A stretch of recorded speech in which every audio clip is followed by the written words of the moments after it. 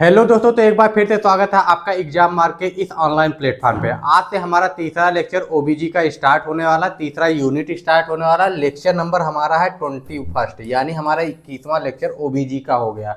20 lecture इसके पहले हो चुके हैं। फर्स्ट यूनिट कंप्लीट हो चुका, सेकंड यूनिट जो कि एनाटॉमी वाला चैप्टर था, जिसमें हमने पेल्विक पढ़ा, मेंस्ट्रुअल साइकिल पढ़ा, स्कल बोन पढ़े, कई सारे छोटे छोटे टॉपिक्स थे। उन सारे टॉपिक्स को कंप्लीट किया। उन सबको कंप्लीट करने के बाद आज से हम शुरू करने वाले हैं यूनिट थर्ड। हमारा क्या होता है, assessment and management of the normal pregnancy, यानी नॉर्मल प्रेगनेंसी को असेस करना और मैनेज करना। कब? फर्स्ट ट्राइमेस्टर में, आपका सेकंड ट्राइमेस्टर में और थर्ड ट्राइमेस्टर में। तीनों ट्राइमेस्टर को इसी चैप्टर में हम लोग देखने वाले हैं। इसके बाद हम लोगों का लेबर वाला चैप्टर आ जाएगा, यानी पहले नॉर्मल प्रेगनेंसी को असेस करना, प्रेगनेंसी कंप्लीट करना, उसके बाद लेबर, उसके बाद परप्यूरियम वाले चैप्टर। ये सारे चैप्टर्स आपके धीरे धीरे आ जाएंगे, पोस्टपार्टम और ये सारी चीजें आपकी आएंगी। तो सबसे पहले हमारा आज से स्टार्ट होता है assessment and management of normal pregnancy, unit third.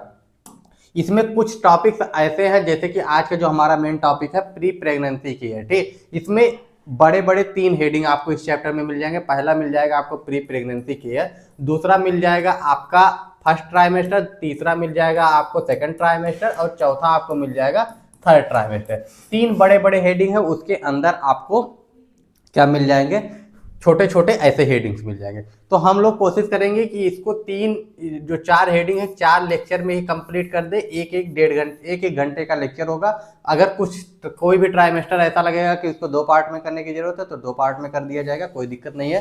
तो आज का जो हमारा है प्री प्रेगनेंसी केयर, ये सारे टॉपिक जो आपको लिखे गए हैं, आप आईएमसी का सिलेबस जब उठा के देखेंगे तो उसमें लिखा हुआ है कि सेल्फ स्टडी आपको करना है, ठीक। यानी इसको कोई भी टीचर आपके कॉलेज में, बहुत मुश्किल है कि कोई भी टीचर पढ़ा दे। नहीं तो ज्यादातर टीचर क्या करते हैं, अगर मतलब इससे क्वेश्चन आएगा नहीं क्योंकि सेल्फ स्टडी के लिए दिया हुआ है, तो यूनिवर्सिटी एग्जाम में इससे क्वेश्चन नहीं आएंगे। लेकिन जनरल चीजें हैं, अगर इसको ध्यान में रखेंगे तो कई सारे क्वेश्चन आपको कंपटीशन में बन सकते हैं और कई सारे आपके जो आंसर लिखने में आपको यूनिवर्सिटी एग्जाम में वहां पे आपको हेल्प हो सकती है। तो उसके लिए आप इन सारे टॉपिक को एक बार देख लेते हैं। प्री प्रेगनेंसी केयर, यानी इसका मतलब क्या हो गया कि प्रेगनेंसी के पहले किन किन बातों का ध्यान रखना चाहिए, यानी फीमेल के प्रेगनेंसी से पहले, प्रेग्नेंट होने से पहले किन किन चीज़ों का ध्यान रखना चाहिए, कौन कौन से जांचें होनी चाहिए, क्या क्या चीज़ों का ख्याल रखना चाहिए, इन सारे चीज़ों के बारे में आज की इस वीडियो में देखेंगे। इसमें सबसे पहले सेक्सुअल डेवलपमेंट हुआ है कि नहीं, इन सारे चीज़ों का, उसके पैरामीटर्स क्या होते हैं, उसमें क्या क्या चीज़ें ध्यान देनी चाहिए, इस सारी चीज़ों को। सोशल और कल्चरल एस्पेक्ट, ह्यूमन सेक्सुअलिटी, मतलब उसके आधार पे क्या होता है। इसके बाद प्री कंसेप्शन केयर, यानी प्रेगनेंसी से पहले, प्रेग्नेंट होने से पहले क्या क्या चीज़ों, मेल फीमेल दोनों लोगों को ध्यान रखनी चाहिए। इसका pre conception counselling, pre conception counselling मतलब प्रेगनेंसी कंसीव करने से पहले, प्रेग्नेंट होने से पहले फादर को भी और मदर को, यानी दोनों जो पेरेंट्स होते हैं, दोनों कपल्स जो होते हैं, दोनों लोगों को किन किन चीज़ों का ध्यान रखना चाहिए, इसके लिए एक बार जरूर काउंसलिंग करवा लेनी चाहिए अपनी। उसके बाद में जेनेटिक काउंसलिंग होनी चाहिए। जेनेटिक कोई आपके जो खानदान में कोई डिजीज वगैरह नहीं है, जेनेटिक डिजीज, चाहे वो डाउन सिंड्रोम हो गया, कोई भी ऐसा डिजीज हो गया जो जेनेटिकली होता है, उससे। इसके बाद प्लान्ड पेरेंटहुड, अगर ये सारी चीज़ें सही है तो आप फिर प्लान कीजिए कि आपको कितने बच्चे करने हैं, कितना गैप होना चाहिए, और इस सारी चीज़ों का, इन सारी चीज़ों के बारे में इसमें पढ़ेंगे। तो इसमें ये जो टॉपिक्स हैं 1 2 3 4 5 और 6, ये 6 टॉपिक हैं, छोटे छोटे टॉपिक है। इनका बस मतलब ये है कि आप इनके बारे में मतलब समझिए। अगर इनके बारे में मतलब आप समझ गए तो आपका काम हो जाएगा। इससे ज़्यादा इसमें कुछ ज़्यादा जानने की जरूरत नहीं है। और कई सारे टॉपिक्स ऐसे हैं, जैसे review of sexual development. Sexual development आप लोगों ने कई बार कई जगहों पर पढ़ा होगा, इतना ज़्यादा जरूरत है। सोशल कल्चरल एस्पेक्ट जनरल भाषा में आप सब जानते ही हैं।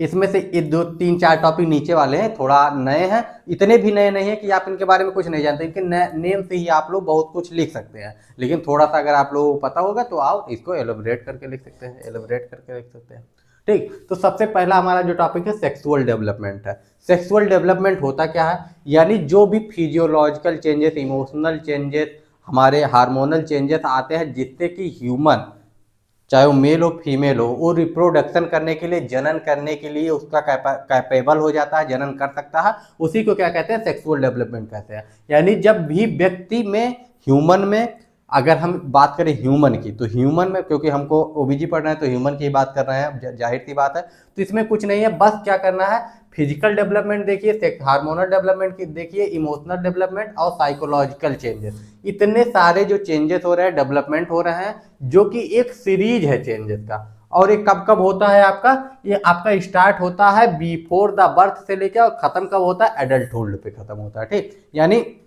18-19 साल 20 साल पे बच्चे का खत्म हो जाता है, और जन्म के पहले से ही स्टार्ट हो जाता है, जब बच्चा गर्भ में होता है तभी से। तो ये जो सीरीज है फिजिकल चेंजेस का, हार्मोनल चेंजेस का, और आपके इमोशनल चेंजेस का, साइकोलॉजिकल चेंजेस का, जिससे ह्यूमन डेवलप करता है कैपेसिटी किस चीज के लिए, रिप्रोडक्शन के लिए। यानी अगर जनन के लिए कैपेसिटी वो डेवलप कर पा रहा है, ठीक, जनन के लिए कैपेसिटी डेवलप कर रहा है, जिस चीज से ये सीरीज ऑफ चेंजेस है। यानी आपका हार्मोनल चेंजेस होगा, ठीक, इमोशनल चेंजेस होगा, इसके बाद में फिजिकल चेंजेस होगा, साइकोलॉजिकल चेंजेस होंगे। इन सारे चेंजेस के बाद में एक कैपेसिटी आएगी रिप्रोडक्शन की। इस पूरे सीरीज को सेक्सुअल डेवलपमेंट कहते हैं। इट बीइंग बिफोर बर्थ, या स्टार्ट कब होता है, बर्थ से, और ये कब तक कब खत्म हो जाता है या कंप्लीट हो जाता है, जिसको कह सकते हैं एडल्टहुड पे खत्म हो जाता है।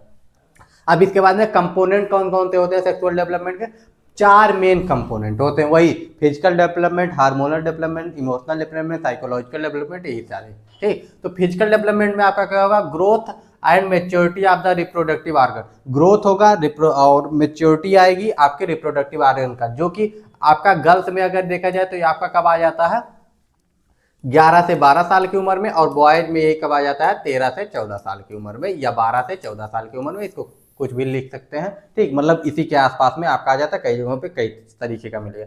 Appearance of the secondary sexual characteristic, secondary sexual characteristic आ जाएगा, दिखने लगेगा। मतलब क्या, सेकेंडरी सेक्सुअल कैरेक्टरिस्टिक 10th से पढ़ते आ रहे हैं, क्या क्या चीजें हो सकती हैं, जैसे कि आपका जो जो चीजें दिखती हैं, जैसे कि लड़कों की वॉइस भारी हो जाएगी, आवाज भारी हो जाएगी, लड़कियों की जो है पतली हो जाएगी, मतलब आवाज जिसको कहते हैं पतली होना, पतला हो जाएगा। ठीक, लड़कों का भारी हो जाएगा, मतलब मोटा आवाज हो जाएगा। इसके बाद में लड़कों के दाढ़ी मूछें आने लगेंगी। ठीक, और मेल फीमेल दोनों में जो है आर्म्स के अंडर आर्म पे क्या आने लगा, हेयर आने लगेगा, प्यूबिक एरिया में हेयर आने लगेगा, फीमेल्स में ब्रेस्ट का साइज बढ़ने लगेगा। तो ये सारे कैरेक्टरिस्टिक इसके और होते हैं, सेकेंडरी सेक्सुअल कैरेक्टरिस्टिक्स होते हैं। ठीक, इसके बाद में हार्मोनल डेवलपमेंट में क्या, activation of sexual hormones active हो जाएंगे। फीमेल्स में क्या होगा, आपका सेकेंडरी सेक्सुअल के तौर पे क्या, मेंस्ट्रुअल साइकिल स्टार्ट हो जाएगा। Regulation of puberty and fertility, regulation वही उसका रेगुलेट करना प्यूबर्टी को और फर्टिलिटी को, यही सारी चीज जो आपके हार्मोनल चेंजेस होंगे, उन्हीं की वजह से सेकेंडरी सेक्सुअल कैरेक्टरिस्टिक आना चालू होगा। फिजियोलॉजिकल साइकोलॉजिकल डेवलपमेंट में क्या, डेवलप ऑफ सेक्सुअल आइडेंटिटी। ठीक, सेक्सुअल आइडेंटिटी उनमें डेवलप होगी। इमोशनल मेच्योरिटी आएगी, मेच्योरिटी देखने को मिलेगी। ठीक, इसके बाद में सोशल डेवलपमेंट क्या होगा, अंडरस्टैंड कर पाएंगे रिलेशनशिप को, रिस्पॉन्सिबल सेक्सुअल बिहेवियर को के प्रति रिस्पॉन्सिबल होंगे। सारी चीजें हैं, कॉमन चीजें हैं। स्टेज ऑफ सेक्सुअल डेवलपमेंट कौन कौन सा स्टेज होता है, प्री नेटल पीरियड यानी बिफोर बर्थ क्या होगा, sex is genetically determine, sex जो आपका जेनेटिकली डिटरमाइन होता है, एक्स होगा तो फीमेल होगा, एक्स वाई होगा तो मेल होगा, ये तो आपका फर्टिलाइजेशन के समय ही डिसाइड हो जाता है। Development of the internal and external genital organ, internal और एक्सटर्नल जेनाइटल ऑर्गन का डेवलपमेंट भी आपका कब हो जाता है, बर्थ से पहले हो जाता है। Testis and ovary are form, testis और ओवरी भी फॉर्म हो जाते हैं। इंपॉर्टेंट क्या होता है, any disturbance can cause the congenital abnormality, और अगर कोई कंजेनाइटल एबनॉर्मलिटी कोई भी डिस्टर्बेंस होता है तो उसकी वजह से कंजेनाइटल बीमारियां जो होती हैं, जो आपका जेनेटिक बीमारियां होते हैं, वो भी यहीं से हो जाते हैं। कंजेनाइटल यानी जन्मजात रोग भी यहीं से हो जाते हैं। चाइल्डहुड में क्या होगा, बर्थ से लेकर 10 साल तक की उम्र में क्या होगा, reproductive organ are small and inactive, small होगा और इनएक्टिव होगा 10 साल तक। Low level of sex hormone जो होगी उनका लेवल जो होगा लो होगा। No visible sexual difference except genitalia, यानी आप थोड़ा बहुत तो पता लगा सकते हैं, मतलब जैसे कि छोटा बच्चा है, अगर एक छोटा बच्चा है 1 महीने 2 महीने का, तो आप ये देख के नहीं बता सकते कि वो मेल है या फीमेल है। केवल किस चीज़ को अगर आप जेनाइटेलिया ना देखें तो नहीं देख के बता सकते, चेहरे से फेस से नहीं बता सकते। लेकिन जैसे जैसे धीरे धीरे बच्चा बड़ा होता है, धीरे धीरे उसमें डिफरेंसेस आने लगते हैं, सेक्सुअल हार्मोन अपना वर्क करने लगते हैं, चेंजेस आने लगता है। प्यूबर्टी 10 से 19 साल में क्या होगा, this stage mark at the onset of the sexual maturity. यहाँ से सेक्सुअल मेच्योरिटी जो है आना स्टार्ट होता, धीरे धीरे स्टार्ट होता। हार्मोनल चेंजेस होंगे, जैसे हाइपोथैलेमस रिलीज करेगा gonadotropin releasing hormone, pituitary secret करेगा एफएसएच एंड एलएच, ठीक, यानी दोनों चीजों को सीक्रेट कर देगा। मेंस्ट्रुअल साइकिल वाले में आप लोगों ने देखा होगा। Gonads release the sex hormone, gonads जो है आपके क्या करेंगे, सेक्स हार्मोन रिलीज करना स्टार्ट कर देंगे। इसके बाद में क्या होगा, चेंजेस इन फीमेल में क्या होगा, मेनली फीमेल में क्या चेंजेस होगा, प्राइमरी सेक्सुअल चेंजेस, इनलार्ज होगा ovary, uterus and vagina, vagina का साइज, यूट्रस का साइज और आपका ओवरी का साइज इनलार्ज होगा यानी बड़ा होगा। प्राइमरी में क्या होगा चेंजेस, ठीक, यानी एडल्टहुड 10 से 19 साल के बीच में आपका। बिगनिंग होगा ओवल्यूशन, ओवल्यूशन स्टार्ट हो गया यानी मेंस्ट्रुअल साइकिल आपका स्टार्ट हो जाएगा यहाँ से। ऑनसेट ऑफ मेंस्ट्रुअल साइकिल जिसको आपका क्या कहते हैं, मीनार्की कहते हैं, ठीक, तो मीनार्की यहाँ से स्टार्ट हो जाएगा। प्राइमरी सेक्सुअल डेवलपमेंट में, सेकेंडरी सेक्सुअल डेवलपमेंट में फीमेल में क्या होगा, ब्रेस्ट डेवलपमेंट होगा, ठीक, पहले बताया। Pubic and axillary hair growth होगा, यानी प्यूबिक एरिया में और अंडर आर्म में क्या होगा, आपका हेयर का ग्रोथ स्टार्ट हो जाएगा। फिर उसके बाद में हिप जो होगा वाइड होना शुरू हो जाएगा। इंक्रीज होगा fat deposition, fat deposition increase होगा, मतलब फीमेल में फैट थोड़ा ज़्यादा होता है, आप लोगों को पता ही होगा। इसके बाद में साइकोलॉजिकल चेंजेस क्या होगा, मूड स्विंग स्टार्ट हो जाएगा, इमोशनल सेंसिटिविटी आएगी, ठीक। उसके बाद में आपका क्या होगा, इंटरेस्ट इन रिलेशनशिप, रिलेशनशिप पे इंटरेस्ट आएगा। इसके बाद में चेंज इन मेल्स, मेल्स में क्या क्या डेवलपमेंट होगा, प्राइमरी में क्या इनलार्ज होगा टेस्टिस एंड पेनिस, ठीक, स्टार्ट होगा स्पर्म प्रोडक्शन स्टार्ट हो जाएगा। फर्स्ट इजैकुलेशन जो है आपका स्पर्म में, जो फर्स्ट इजैकुलेशन है स्पर्म का, ये भी इसी स्टेज में स्टार्ट हो जाता है, ठीक। सेकेंडरी सेक्सुअल चेंजेस में क्या आता है, facial and body hair growth होता है, ठीक, फेस पे हेयर आएंगे, बॉडी पे हेयर आएगा, वॉइस में डीपनिंग आएगी यानी भारी होगा आवाज, ठीक। ब्रॉडिंग ऑफ शोल्डर, जो शोल्डर होगा उसका चौड़ा होगा, और इंक्रीज होगा मसल मास, मसल मास जो है वो क्या हो जाएगा, इंक्रीज हो जाएगा। इसके बाद में साइकोलॉजिकल चेंजेस अगर देखें तो एग्रेसिव बिहेवियर, सेक्सुअल क्यूरोसिटी और इमोशनल इंस्टेबिलिटी, ठीक, इमोशनल इंस्टेबिलिटी मतलब थोड़ा इमोशनली जो है स्टेबल हो जाएगा, ज़्यादा एग्रेसिव नहीं, एग्रेसिव बिहेवियर तो होगा मतलब इमोशनली आपका स्टेबल होगा एक तरीके से कहा जाए तो, ठीक। तो ये सारी चीज़ें आप लोग कई बार पढ़ चुके हैं, इसलिए इसको बहुत ज़्यादा डिटेल में एलोबरेट करने का कोई मतलब नहीं, एक बार रिवीजन आपका हो जाए यही बहुत है, ठीक। कंप्लीट सेक्सुअल मेच्योरिटी आएगी एडल्टहुड में, ठीक, यानी 19 के बाद में। Regular menstrual cycle in female हो जाएगा, continue sperm production in male और एबिलिटी टू रिप्रोड्यूस, ठीक, ये हो गया। इसके बाद में क्या होगा, हार्मोनल रेगुलेशन सेक्सुअल डेवलप्स, ठीक, यानी हार्मोन कौन कौन से होते हैं सेक्सुअल डेवलपमेंट में रेगुलेट करते हैं, उसको रेगुलेट करते हैं। तो जीएनआरएच हाइपोथैलेमस, कई बार आप लोग इसको पढ़ चुके हैं इसीलिए इसको टेबल में दे दिए हैं, बस एक बार आप रिवीजन कर ले। सोर्स क्या है इसका, हाइपोथैलेमस, फंक्शन क्या है, इनिशिएट करता है प्यूबर्टी को, उसके बाद एफएसएच क्या करता है, पिट्यूटरी से रिलीज होता है आपका, क्या करता है उसका इनिशिएट कहाँ से होता है आपका, पिट्यूटरी से, और फॉलिकल एंड स्पर्म डेवलपमेंट में हेल्प करता है। एच भी आपका पिट्यूटरी से इनिशिएट होता है। ओव्यूलेशन एंड टेस्टोस्टेरोन का के जो है उसको ओव्यूलेशन में और टेस्टोस्टेरोन के सेक्रेशन में हेल्प करता है। इसके बाद एस्ट्रोजन क्या होता है, ओवरी से आपका इसका सोर्स है, और फीमेल कैरेक्टरिस्टिक को उभारने में, निकालने में, यानी फीमेल कैरेक्टरिस्टिक इसी की वजह से आते हैं, एस्ट्रोजन की वजह से। प्रोजेस्टेरॉन क्या है, ओवरी से भी इसका प्रेगनेंसी मेंटेन करने में इसका हेल्प होता है, जो कि हम लोग मेंस्ट्रुअल साइकिल वाले चैप्टर में और उसके बाद वाले लेक्चर्स में देख चुके हैं। टेस्टोस्टेरोन क्या है, टेस्टिस और इसका मेल कैरेक्टरिस्टिक को उभारने में हेल्प करता है, यानी मेल कैरेक्टरिस्टिक इसी की वजह से आते हैं, ठीक, यहाँ से इसको सीक्रेट होता है और इसका फंक्शन होगा, ठीक। अब एबनॉर्मल सेक्सुअल डेवलपमेंट कौन कौन से है, कौन कौन से सेक्सुअल डेवलपमेंट है जो कि एबनॉर्मल है, ठीक। तो एबनॉर्मल सेक्सुअल डेवलपमेंट का मतलब होता है कि deviation from the normal growth and maturation, ठीक, यानी मैच्योरेशन आपके सेक्सुअल जो भी है, मतलब डेवलपमेंट जो नॉर्मल सबका डेवलप हो रहा उससे कुछ अलग अगर हो रहा तो क्या होता है, एबनॉर्मल हो जाता है, ठीक। और इसको क्या कहते हैं, सेक्सुअल ऑर्गन्स, जो कि आप the sexual organ, secondary sexual characteristic and sexual function, इन सारे चीज़ों में पहला क्या है, सेक्सुअल ऑर्गन के डेवलपमेंट में कोई दिक्कत हो, सेकेंडरी सेक्सुअल कैरेक्टरिस्टिक में कोई दिक्कत हो, और तीसरा आपका जो है सेक्सुअल फंक्शन जो है उसमें कोई दिक्कत हो, इन सारे चीज़ों में दिक्कत हो तो हो सकता है।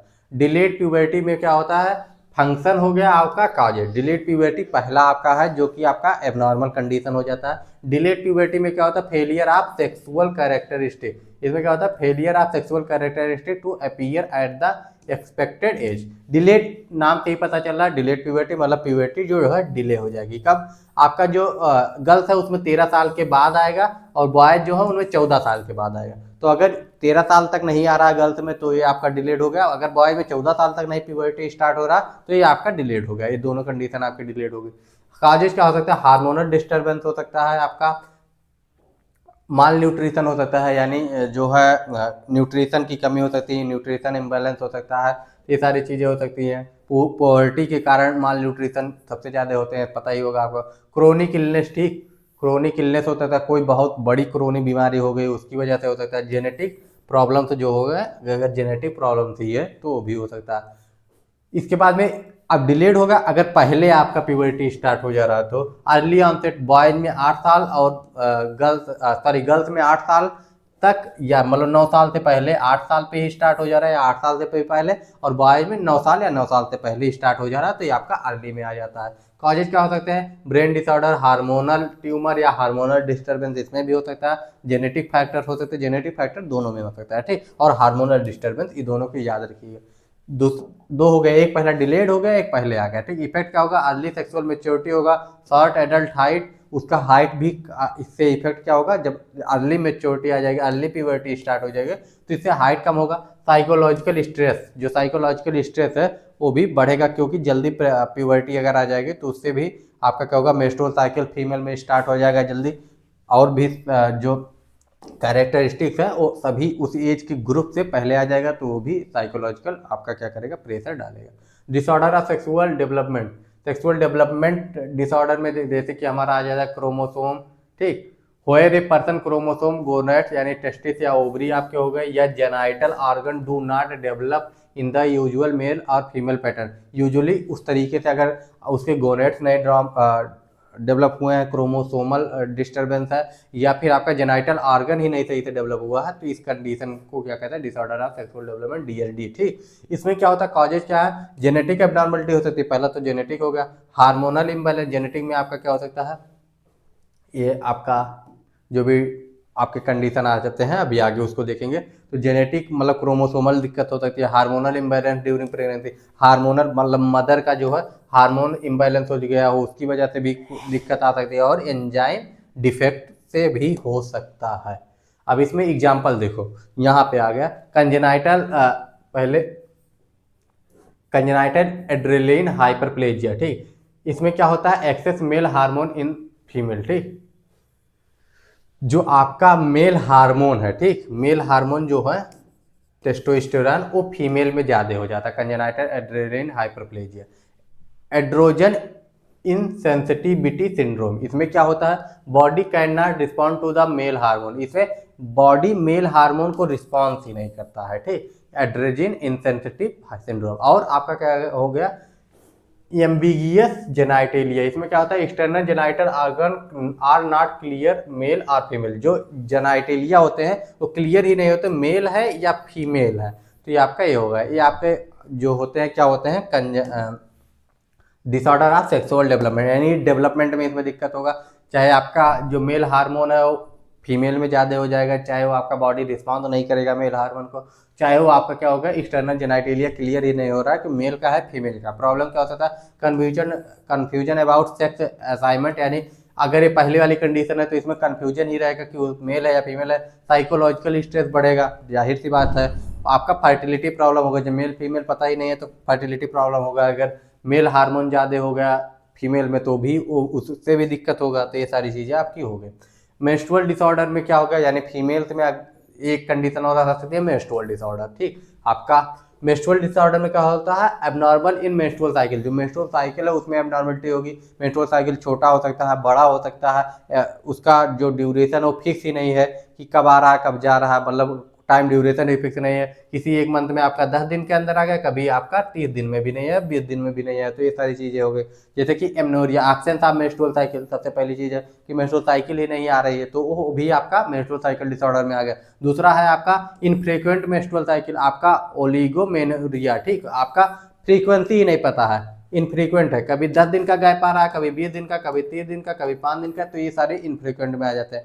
और एक्सेसिव ब्लीडिंग अगर हो रहा है मिनोरिया, ठीक, तो आप लोग यहाँ पे कमेंट करके बताएंगे कि कितनी ब्लीडिंग एक बार में नॉर्मल होती है, ठीक, कितनी ब्लीडिंग आपकी नॉर्मल होती है, इसको आप लोग कमेंट करके बताइएगा कि आपका एक्सेसिव ब्लीडिंग तो यहाँ पे कह दिया गया, लेकिन कितने तक ब्लीडिंग अगर कहा जाए, कितने ग्राम कितने ml आपका जो है ब्लीडिंग नॉर्मल माना जाता है, इसको आप लोग कमेंट करके बताएंगे। मेंस्ट्रुअल साइकिल वाले लेक्चर में बताया गया है। कॉमन कॉजेज क्या है, हार्मोनल इम्बैलेंस हो सकता है, स्ट्रेस की वजह से हो सकता है, स्ट्रेस की वजह से कॉमनली 2 दिन 4 दिन इधर उधर साइकिल में हो सकते हैं, उससे नहीं दिक्कत है, ठीक। पुअर न्यूट्रिशन, न्यूट्रिशन की वजह से भी मेंस्ट्रुअल साइकिल में डिसबैलेंस हो सकता है। इसके बाद में आपका PCOS, ठीक, पॉलीसाइट्स ओवरी सिंड्रोम, ठीक, पॉलीसाइट्स ओवरी सिंड्रोम से जो होते हैं, ये सारे डिजीज आपको आगे पूरा ओबीजी में पढ़ने को मिलेंगे, तो इसके लिए टेंशन मत लीजिए कि आपको इससे रिलेटेड जो भी डिजीज है वो आगे पढ़ने को मिलने वाले हैं, ठीक। अभी सिर्फ नाम याद रख लीजिए, क्योंकि नाम भी याद करना बहुत बड़ा टास्क होता है इतने डिजीज में, ठीक। इसके बाद में आपका डिफिकल्टी इन कंसीविंग, ठीक, इफेक्ट क्या होगा, आप प्रेगनेंसी नहीं कंसीव कर पाएंगे, एनीमिया हो सकता है, पुअर रिप्रोडक्टिव हेल्थ हो सकता है, ठीक, ये सारे इफेक्ट आपके हो सकते हैं। एबनॉर्मलिटी इन मेल, मेल्स में क्या क्या एबनॉर्मलिटी हो सकती है, मेल सेक्सुअल ऑर्गन में अफेक्ट अगर होगा तो आपका क्या, testis do not descend into the scrotum. सबसे मेन चीज यही होता है कि टेस्टिस जो है वो आपका स्क्रोटम में आता ही नहीं। कब ये आपका डिसेंट होता है, ये आप लोग टाइमिंग बताएंगे कमेंट करके, इसको भी पहले ही बता दिया गया है, तो आप लोग कमेंट करके बताएंगे टेस्टिस आपका स्क्रोटम से बाहर कब आता है, वो टाइम ड्यूरेशन क्या होती है, इसको आप लोग कमेंट करके बताएंगे प्रेगनेंसी के किस स्टेज में, किस वीक में आपका आता है ये बाहर, ठीक। इसके बाद माइक्रोपेनिस यानी abnormal small penis, abnormally small penis होता है, स्मॉल पेनिस हो जाता है, ठीक। और गायनिकोमास्टिया, ठीक, गायनिकोमास्टिया क्या होता है, enlargement of the breast tissue in male, यानी जो ब्रेस्ट टिश्यू होते हैं वो मेल में बड़ा हो जाता है, तो इसको क्या कहते हैं, गायनिकोमास्टिया कहते हैं। यानी डेवलपमेंट जैसे ब्रेस्ट टिश्यू का जो है मेल में डेवलपमेंट होना नहीं चाहिए नॉर्मली, अगर हो जा रहा है तो वही होता है, ठीक। कॉजेज क्या है, हार्मोनल इम्बैलेंस, ठीक, यानी हार्मोन का इम्बैलेंस हो रहा है, ठीक, इसकी वजह से हो सकता है। जेनेटिक डिफेक्ट, कोई जेनेटिक डिफेक्ट है उसकी वजह से हो सकता है। Exposure to drugs and chemicals, drugs का एक्सपोजर हो रहा है, केमिकल्स का, इस सारी चीज़ों की वजह से इफेक्ट क्या होगा, रिड्यूस होगा फर्टिलिटी, साइकोलॉजिकल प्रॉब्लम आएगा और सेक्सुअल डिस्फंक्शन भी हो सकता है, ठीक। इसके बाद साइकोलॉजिकल एंड बिहेवियर एबनॉर्मलिटी में क्या आ गया, आपका sexual development problem can affect mental and emotional, sexual development में अगर प्रॉब्लम आएगी तो आपको मेंटली जरूर प्रेशर करेगा, स्ट्रेस आएगा, एंजाइटी आएगा, डिप्रेशन आएगा, ये सारे कंडीशन आएंगे ही आएंगे। लो सेल्फ स्टीम होगा, एंजाइटी होगा, डिप्रेशन होगा, जेंडर आइडेंटिटी कन्फ्यूजन कहीं कहीं पे हो सकता है कुछ कंडीशन में, जो कि आपने आगे पीछे देखा है। सोशल विड्रॉल हो सकता है। इसके बाद इंपॉर्टेंट क्या है, need emotional support, emotional support की नीड होती है, ठीक। काउंसलिंग इज वेरी इंपॉर्टेंट, इन सारे कंडीशन में काउंसलिंग की इंपॉर्टेंट होती है। अगर मेंटल कंडीशन को सही करना है तो उसमें सबसे बड़ा रोल होता है काउंसलिंग का, काउंसलिंग किया जाए, काउंसलिंग करके उसकी प्रॉब्लम को सॉल्व किया जाए, सबसे जरूरी है, प्रॉब्लम को समझा जाए, उसको सॉल्व किया जाए। इंपॉर्टेंस ऑफ अर्ली डिटेक्टेशन, और इसमें इंपॉर्टेंट क्या होता है, अर्ली आइडेंटिफाई हेल्प, क्या किस किस चीज़ को अर्ली अगर आइडेंटिफाई कर लेगा इन सारी चीज़ों को तो क्या क्या कर सकते हैं। स्टार्ट टाइमली मेडिकल ट्रीटमेंट, सबसे पहली चीज़ है कि अगर कोई भी प्रॉब्लम हो रही है, सेक्सुअल रिलेटेड प्रॉब्लम हो रही है, सेक्स से रिलेटेड प्रॉब्लम हो रही है, फर्टिलिटी से रिलेटेड प्रॉब्लम हो रही, अगर इसको अर्ली यानी जल्दी ही आइडेंटिफाई कर लिया जाए तो जल्दी ही मेडिकल ट्रीटमेंट स्टार्ट किया जा सकता है, जाहिर सी बात है। प्रिवेंट किया जा सकता है इनफर्टिलिटी को, अगर आपके मेंस्ट्रुअल साइकिल में फ्रीक्वेंसी है या पेनिस का साइज छोटा है, ठीक, पेनिस का साइज आपका छोटा है, ठीक, ये कंडीशन हो गया, या फिर आपका जो है स्क्रोटम से जो टेस्टिस है स्क्रोटम से बाहर ही नहीं आया है, तो इन सारे कंडीशन में आपका क्या होगा, अगर अर्ली मेडिकेशन का मेडिकल ट्रीटमेंट किया गया तो आपका इनफर्टिलिटी रुक सकती है, रिड्यूस हो सकता है इमोशनल ट्रामा, इसके बाद में इंप्रूव हो सकती है क्वालिटी ऑफ लाइफ, और प्रमोट आप हेल्थी सेक्सुअल डेवलपमेंट, ठीक, प्रमोट करता है हेल्थी सेक्सुअल डेवलपमेंट को। इसके बाद में role of nurse and health worker, इसमें नर्स का रोल क्या है, रिस्पॉन्सिबिलिटी क्या है, इसमें ऑब्जर्व करना, early sign of abnormality observe करना, प्रोवाइड करना हेल्थ एजुकेशन को, बच्चे के जन्म के समय ही चेक करना कि स्क्रोटम में टेस्टिस आया है कि नहीं आया है, सारी चीज़ें हैं। प्रोवाइड करना हेल्थ एजुकेशन, उसकी कंडीशन से रिलेटेड पेशेंट को पूरी अच्छे तरीके से बताना। इसके बाद में क्या करना, काउंसिल पेरेंट्स एंड एडोलसेंट, ठीक, काउंसिल करना उसका, मेंटेन करना कॉन्फिडेंशियलिटी, यानी उसकी अगर कोई भी प्रॉब्लम है तो उसको ऐसा नहीं कि सबको बताना, उसकी कॉन्फिडेंशियलिटी को, उसकी प्राइवेसी को मेंटेन करके रखना। Refers to the specialist when need, अगर ज़रूरत है तो उसके स्पेशलिस्ट को, जो भी प्रॉब्लम है उसके स्पेशलिस्ट को रिफर कर दिया जाए, ठीक। अब हमारा अगला टॉपिक आ जाता है social cultural aspect of human sexuality, ठीक। यानी ह्यूमन की जो सेक्सुअलिटी है उसमें सोशल एस्पेक्ट क्या है, कल्चरल एस्पेक्ट क्या है।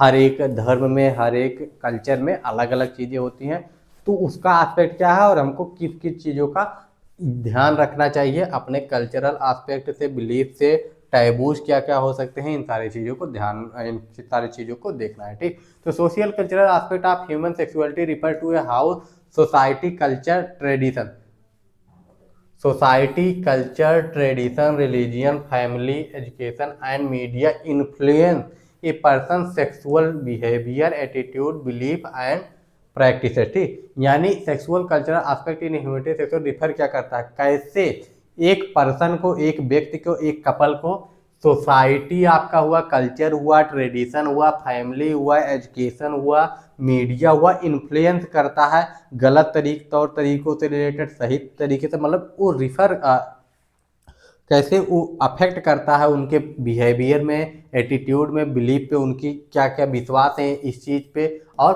प्रैक्टिस पे, ठीक। और प्रैक्टिस पे अगर किसी को प्रैक्टिस भी, गलत प्रैक्टिस आपको इन्फ्लुएंस कर सकती है सोशल मीडिया पे देख के, या कोई आपका कल्चर है उससे रिलेटेड अगर चीज़ें, तो गलत प्रैक्टिस लोग करने लगते हैं। सेक्सुअल बिहेवियर, आजकल सोशल मीडिया से सेक्सुअल बिहेवियर में बहुत ज़्यादा चेंजेस आ रहे हैं, एटीट्यूड में चेंजेस आ रहे हैं, बिलीफ में चेंजेस आ रहे हैं, तो इन सारी चीज़ें हो, कई सारे कल्चर से जो है गलत बिलीफ आ जाता है, गलत विश्वास होता है, गलत धारणा होती है, इन सारी चीज़ों का जो है सोशियो कल्चर एस्पेक्ट इसी पे आपका वर्क करता है।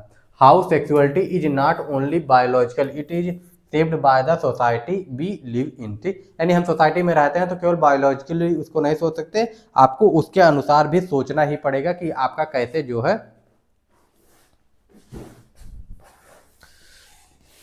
आपका कैसे जो है आपकी सोसाइटी सोच रही है उसके हिसाब से भी ढलना पड़ेगा, और उसमें क्या चीज़ें सही हैं, क्या चीज़ों को अपनाना चाहिए, क्या चीज़ें गलत है उसको नहीं अपनाना चाहिए, इन सारे बातों का ध्यान रखना पड़ेगा, ठीक। The family is a first and most important social unit influence sexuality, ठीक। सबसे पहली जो सेक्सुअल यूनिट होती है फैमिली इन्फ्लुएंस करता है। किस किस चीज़ों से इन्फ्लुएंस होता है, बस इसके बारे में बात करेंगे। क्या पॉजिटिव इन्फ्लुएंस है, क्या नेगेटिव इन्फ्लुएंस है, ये सारी चीज़ें आप लोग अपने समाज में, अपने आसपास में देख रहे होंगे, सारी चीज़ों को आप लोग जान रहे होंगे, इसमें कुछ बहुत ज़्यादा बताने की जरूरत नहीं है। सबसे पहले जो होती है फैमिली ही बताती है हर एक चीज़ों का, फैमिली से इन्फ्लुएंस होते हैं लोग, गलत धारणा, गलत विचार, गलत टाइप जो भी होते हैं इन सारी चीज़ों के बारे में।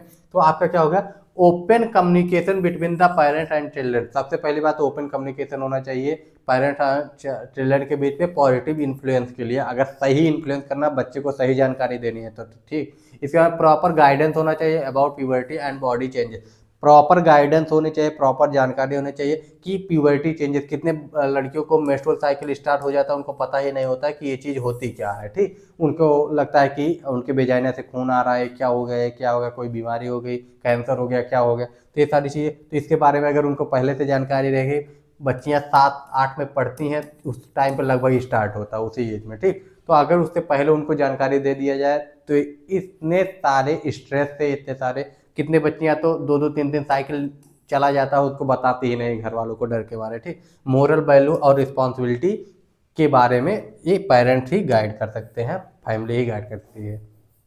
निगेटिव इन्फ्लुएंस क्या होता है, लैक्स ऑफ सेक्सुअल एजुकेशन, अगर पेरेंट के पास सेक्सुअल एजुकेशन ही नहीं है तो वो कैसे बताएंगे। Same and silence about the sexual topic, sexual topic जैसे ही आया उसके बारे में बोलना ही बंद कर दिए, ठीक। मतलब उसके बारे में कुछ बताएंगे ही नहीं, एकदम साइलेंस हो जाएंगे, शर्म दिखाएंगे, सुनेंगे नहीं, बच्चे भी नहीं सुनेंगे, ना पेरेंट्स ही बताएंगे। Strict control and gender discrimination, strictly अगर बच्चों को कंट्रोल रखेंगे तो पूछ भी नहीं पाएंगे। जेंडर डिस्क्रिमिनेशन बच्चे को करना चाहिए, बेटी को करना चाहिए, बेटे को नहीं करना चाहिए, ये सारी चीज़ें, तो ये सारी चीज़ों को फैमिली में नहीं रखना चाहिए। चिल्ड्रन में भी डेवलप फियर, कन्फ्यूजन होगा, फियर और डर होगा, उससे कन्फ्यूजन होगा, रॉन्ग बिलीफ और रॉन्ग स्टेप्स उठाएंगे अबाउट द सेक्सुअलिटी, ठीक।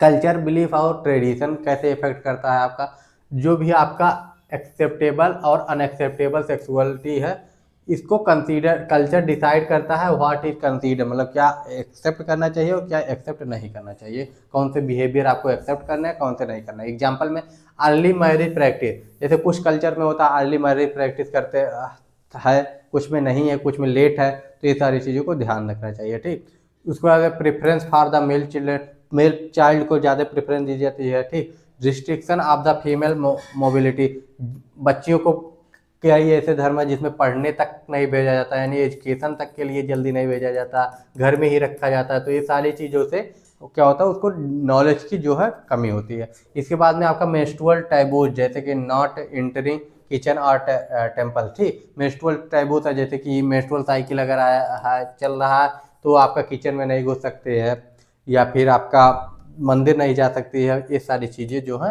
ये टैबूज में आते हैं। इम्पैक्ट क्या होता है, अर्ली प्रेगनेंसी, अगर उसको एजुकेशन ही नहीं रहेगा, कोई भी फीमेल है उसको एजुकेशन नहीं रहेगा, और अगर घर वालों को इसके सेक्सुअलिटी के बारे में, सेक्सुअल एजुकेशन नहीं है, सेक्सुअल के मैरिज कब करनी चाहिए, क्या चीज़ होती है डेवलपमेंट, सेक्सुअल डेवलपमेंट, सारी चीज़ों के बारे में नहीं पता, अर्ली मैरिज होगा। अर्ली मैरिज होगा तो अर्ली प्रेगनेंसी, अगर क्योंकि पेरेंट्स को नहीं पता था इसलिए वो शादी जल्दी करवा दिए, उसके बाद बच्ची को जो है, जो गर्ल्स है या जो बॉय है उसको भी नहीं पता है, उसका भी एजुकेशन सही से नहीं हुआ, सेक्स एजुकेशन के बारे में, उसको सेक्स के बारे में कुछ नहीं पता है, सेक्सुअलिटी के बारे में कुछ नहीं पता, कैसे कब क्या प्रेगनेंसी से पहले क्या करना चाहिए, यानी क्या चेकअप्स करवाने चाहिए, क्या चीज़ों के हेल्थ में ध्यान देना चाहिए, इन सारी चीज़ों के बारे में नहीं पता है, और आपके जो है कंट्रासेप्शन के बारे में नहीं पता है, तो आप अर्ली प्रेगनेंसी होगा, और अर्ली प्रेगनेंसी से पुअर रिप्रोडक्टिव हेल्थ भी हो सकता है, और भी कई सारी चीज़ें दिक्कत हो सकती है, आपका वैसे भी पुअर रिप्रोडक्टिव हेल्थ हो सकता है।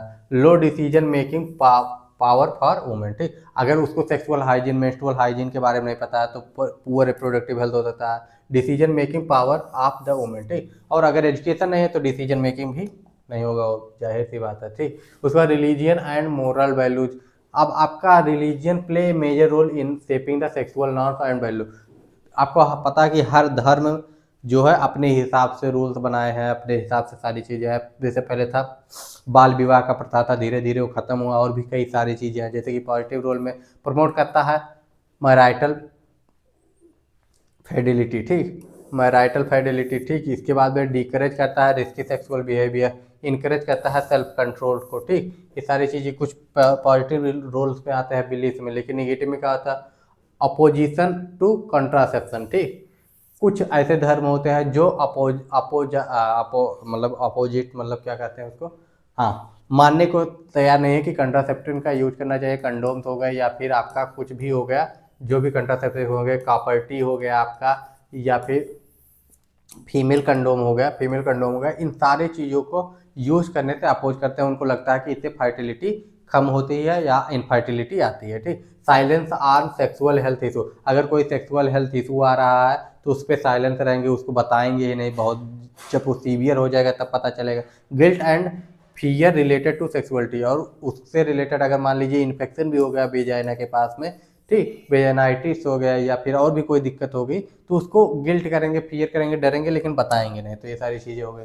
Gender role and gender inequality. ठीक, जेंडर का रोल भी बहुत इंपॉर्टेंट होता है। सोसाइटी में डिफरेंट रोल होते हैं मेल्स और फीमेल्स के लिए, आप लोग देख ही रहे होंगे।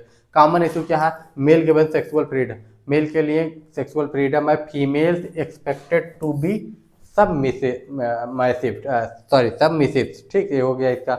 लिमिट होगा एजुकेशन फॉर गर्ल, लिमिटेड कहीं कहीं पे कुछ जो आपके एरियाज हैं, या कह लीजिए कुछ एरिया में, कुछ राज्य में जो है लिमिटेड एजुकेशन मिलता है, कुछ कंट्री में फीमेल्स को जो है एजुकेशन ही नहीं दिया जाता है। ये सारी चीज़ें, forced marriage and child bearing. ठीक, कई जगहों पे आपका जो फैमिली वाले होते हैं ज़बरदस्ती शादी भी करवा देंगे, उस पर कहेंगे बच्चा करो बच्चा करो, तो चाइल्ड बेयरिंग भी फोर्स ही हो जाता है। ठीक, रिजल्ट क्या होगा, पुअर मैटर्निटी हेल्थ होगा, आप लोगों को पता है। इंक्रीज डोमेस्टिक वायलेंस बढ़ेगा ही बढ़ेगा, क्योंकि मनपसंद शादी नहीं हुई है। Limited reproductive right, limited reproductive rights होंगे। एजुकेशन एंड लिटरेसी कैसे वर्क करती है, ये तो आप लोगों को जाहिर सी बात पता ही हो है कि क्या क्या चीज़ें आपका सेक्सुअल अवेयरनेस में, चाहे वो मेंस्ट्रुअल हाइजीन से रिलेटेड हो, या सेक्सुअल अवेयरनेस हो, या फिर कॉन्ट्रासेप्टिव का यूज़ को लेकर हो, या फिर वैक्सीनेशन को लेकर हो, इन सारे चीज़ों से लेकर जो भी है, एजुकेशन बहुत इंपॉर्टेंट रोल प्ले करता है अवेयरनेस फैलाने में, जानकारी देने में। अगर कोई बच्चा या कोई लड़की बीए है, एमए है, मतलब अगर वो डिग्री धारक है, 12th भी अगर अच्छे से वो पास की है तो उसको पता है कि कंडोम का यूज कैसे करना है, या फिर आपका कॉन्ट्रासेप्टिव क्या होता है, दो बच्चों के बीच में गैपिंग कितनी रखनी है, इन सारे चीज़ों के बारे में उसको पता होता है। लेकिन जो एजुकेटेड ही नहीं होगा, जो जहाँ पे लिटरेसी होगी, दूसरी चीज़ इस बात में आपका आता क्या है, गरीबी। गरीबी एक बहुत इम्पॉर्टेंट रोल प्ले करती है कि इन चीज़ों में आपका, इन सारी चीज़ों में, जैसे कि better understanding of sexual health. अगर कोई भी पर्सन गरीब है तो एजुकेटेड, चांस है कि उसका एजुकेशन कंप्लीट नहीं हुआ होगा या कम एजुकेटेड होगा, अनएजुकेटेड भी हो सकता है, तो इन सारी चीज़ों में भी उसको अंडरस्टैंडिंग ही नहीं होगा सेक्सुअल हेल्थ का। यूज ऑफ कंट्रासेप्शन के बारे में अगर एजुकेटेड नहीं है तो नहीं पता होगा। Delay in marriage and pregnancy, ठीक, इससे क्या होगा, एजुकेशन अगर है, ठीक, तो लेट मैरिज होगा, यानी अर्ली मैरिज नहीं होगा, और प्रेगनेंसी भी लेट होगी, ठीक, ये सारी चीज़ें हैं। और अगर एजुकेटेड नहीं है, एजुकेशन पर्सन नहीं पता है, शादी 18-19 में हो जाएगी। वैसे भी अब गवर्नमेंट ने 21 साल कर दिया है, लेकिन वैसे सही एज होती है 25-26 के पास में है जो है मैरिज किया जाए। फर्स्ट बच्चा जो है 27 के पहले फीमेल की एज है 27, वैसे मेल की भी अगर इतनी एज हो तो जब बहुत ज़्यादा बेटर है। और सेकेंड बच्चा जो है 29 या 30 तक हो जाए, मतलब 30 के पहले आपके दोनों बच्चे हो जाए तो बहुत बेटर होता है। और यही चीज़ अगर 26 और 29 हो जाए तो और भी अच्छा है, फर्स्ट बच्चा 26 में और 29 में, ठीक। लेकिन ऐसा नहीं है कि आपका एजुकेशन कंप्लीट ना हो, एजुकेशन कंप्लीट होना चाहिए। कम से कम आपने जो ग्रेजुएशन है, जो पढ़नी है, उसको पढ़ाई करने के बाद में बच्चा करें, शादी करें, ठीक।